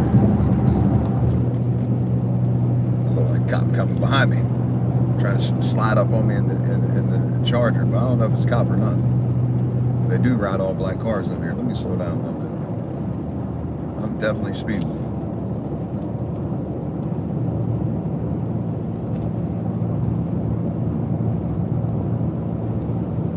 I'm pretty sure that bitch is a cop. Oh, he ain't no cop. That's just a person from Texas in an all-black Charger. Hey, you tricked me, dude.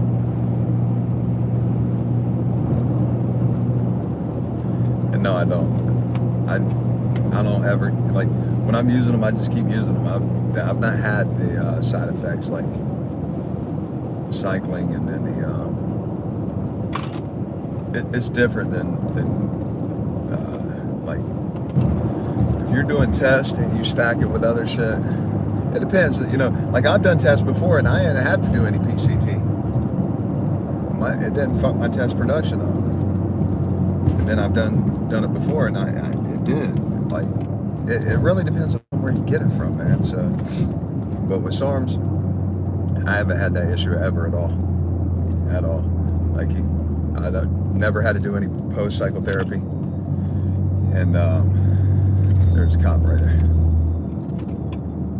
Louisiana State Police. Never had to do any post psychotherapy. And when I've quit doing them, no side effects. Everything back to normal, just saying. And then big too is it didn't affect my temper at all. I'll tell you guys, the best that I've experienced, benefit-wise, of like building fast muscle, was when I did a cycle of test stack with Trenbolone. Man, that right there is not advisable. Like, aesthetically phenomenal. Like, this shit'll have you fucking rip the fuck up and have you fucking just stacked with muscle, looking like, what, move out of Buddy's way. Like, however, the side effects from that shit, temper goes through the roof. It's like you're just like a boiling pot all damn day. So your temper goes through the roof. So you really got to be in check. You got to be like real man about shit and be in check. Like, being a man is not running around being an asshole, being a tough guy. That's not being a man. Being able to control your feelings and emotions is being a man. So you really got to be like man up to try. But I'm saying right now, test and trend, I'm not advising you. Any of the big bodybuilders you see, they're on test and trend 100%. No matter what they say.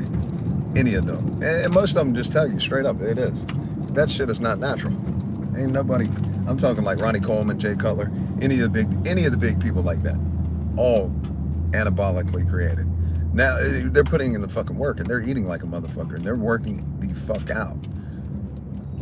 But it's also, trend as a part of it. And so, but man, you get this thing called the night sweats. When you're asleep, man, I done woke up in a whole swimming pool of water. Like, what? Wow, I'm in water. The bed is soaked. Like, what the fuck? Which I already read about side effects prior. Like, if you're going to take anything, read about the side effects, you know. There's always going to be, like, if you read, like, the medical websites, they're going to tell you the absolute worst case scenarios, which typically is not accurate. But definitely read about side effects. See what people are talking about. And so I had read the side effects with Trent. The other thing is, like, it messes with you cardiovascularly. So test and Trent, I do not advise it. Like, the benefits you get, the strength gains you get, the muscle that you build, the fat burning, it's just nice, but it's not worth the side effects. Like, I won't do that shit again, man. Not again. the SARMs, I don't get any of them type of effects. You got to eat right. That's the big thing. No matter what you're taking, supplement you're taking, like supplements are great. If you're on a keto diet, right, you could take a ketogenic fat burner that increases your body heat. Keto is great. I love keto. And when I'm really trying to shred and cut down, I'll do a keto diet, keto nutrition plan, and then I'll take a keto fat burner as well to increase to help speed up your metabolism, increases your body heat. You're just burning fat. You're just like,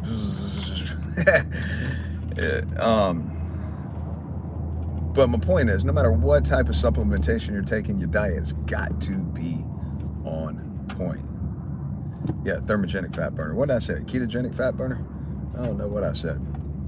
I'm trying to watch traffic and talk. But yeah, thermogenic.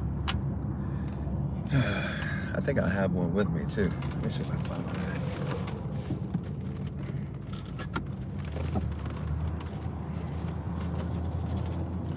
Traffic slowed down.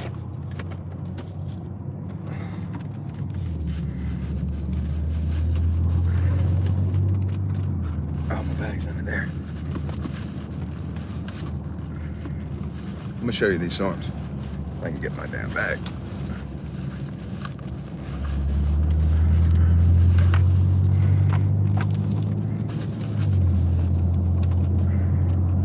Oh, that's not my bag.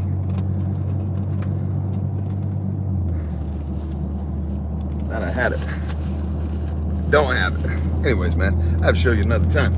Or just email me and give you a rundown. And like I said, I can't speak for any other SARM company because I have not ever tried any other SARMs. It's an industry in the supplement market, supplement industry. A lot of times is you got to pick and choose your battles with them people. The SARMs that I take, you get the results from them for sure, 100%. So like I said, just email me, man, and I'll definitely give you a rundown, give you some information, tell you which ones they are. They come in a 30-day supply. All the SARMs come in a 30-day supply, and they ship them directly to you.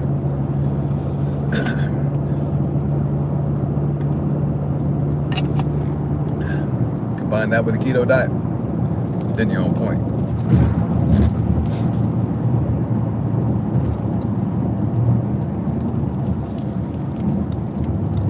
Anyone want to go pee really good? Try, yeah, saw palmetto. Yeah, saw palmetto is good. Front KA band. Is it okay to okay to up the carb, etc. with test? It depends on your body composition already, man. Everybody's body composition is different. It depends on where you're currently at. If you're already battling trying to cut weight, you know, like if you're trying to cut any type of fat, then obviously loading up with carbs. What is your goal? Like what result are you trying to get? So it really depends. It's individually based. Like somebody that's just giving out one size fits all nutrition and fitness. One size don't fit all. Everybody's different, man. That's when I used to do personal training, online personal training. I would build nutrition programs specifically for the person. Like, where are you at? How old are you? How much weight are you comfortable with losing? Or are you just trying to pack on muscle? You know, those type of things. So it's individually based. But overall, I always try to push people toward lower carbs.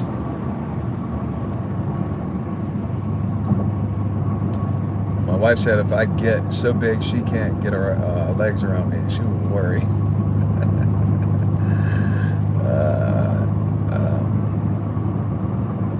Thermogenic fat burner, Hyson Blue. Are SARMs legal for human consumption? It depends on what website you read. So, as far as I know, they sell them legally in a lot of supplement stores. They may have a disclaimer on them that says they're not legal for human consumption. I'm not sure. I'm not sure if they say that or not. I don't think mine say that. And I can't look at them right now because I'm driving. I'm in traffic. I don't know where the fuck my bag is at.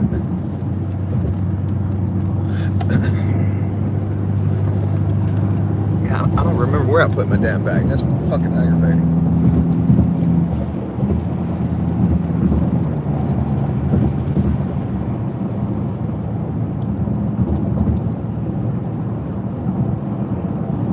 Why are they not online? Because they're coming exclusively from a wholesale company that doesn't sell to the general public. The ones that I'm talking about, that I get. And I get them at a wholesale. And so, without knowing which company to actually get them from, and then you can get them at a wholesale if you have a EIN number, your type of company buying, you got to buy in quantity, you got to buy bulk. You can get them then from a wholesale company, but you're not really going to find the ones that I get online.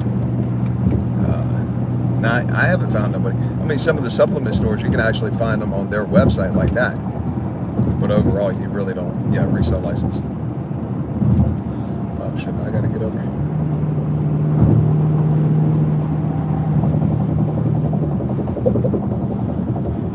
Man, you know what? Let me read the rest of these questions. I forgot I got to call and turn my internet on in my apartment. My wife just called me. For some reason, she can't seem to call. She's probably watching me on here right now, telling me to call. She don't want to call, but I got to call and turn the internet on, man. We'll read the rest of the questions. After I do this, I'm going to jump back on here. Still on meat and fruit. Yeah, meat and fruit, definitely good. Right on. I'm going to look into SARMs. Thank you for the tip. Might be emailing you about it. Yeah, absolutely, man. If you email me about it, I'll send you the ones that are available, and then like what each one does, what the benefits you get from them, and they're all like a 30-day supply. I'll tell you my recommendation as far as like what I've done, what I use them for, and so on and so on. So I'm gonna jump off here for a minute, man. I gotta call AT&T and get our internet hooked back up. Otherwise, we're gonna be over here in Jacksonville with no damn internet, and our phone does not work. As soon as you step foot out of the car and go into the breezeway to go to the apartment, phone's dead, zero, none, not a single bar of anything. So I got to call, man. I appreciate you guys being on here. We're going to be back on here in a little while. Much love, much respect to everybody, man. You guys be safe and fight on.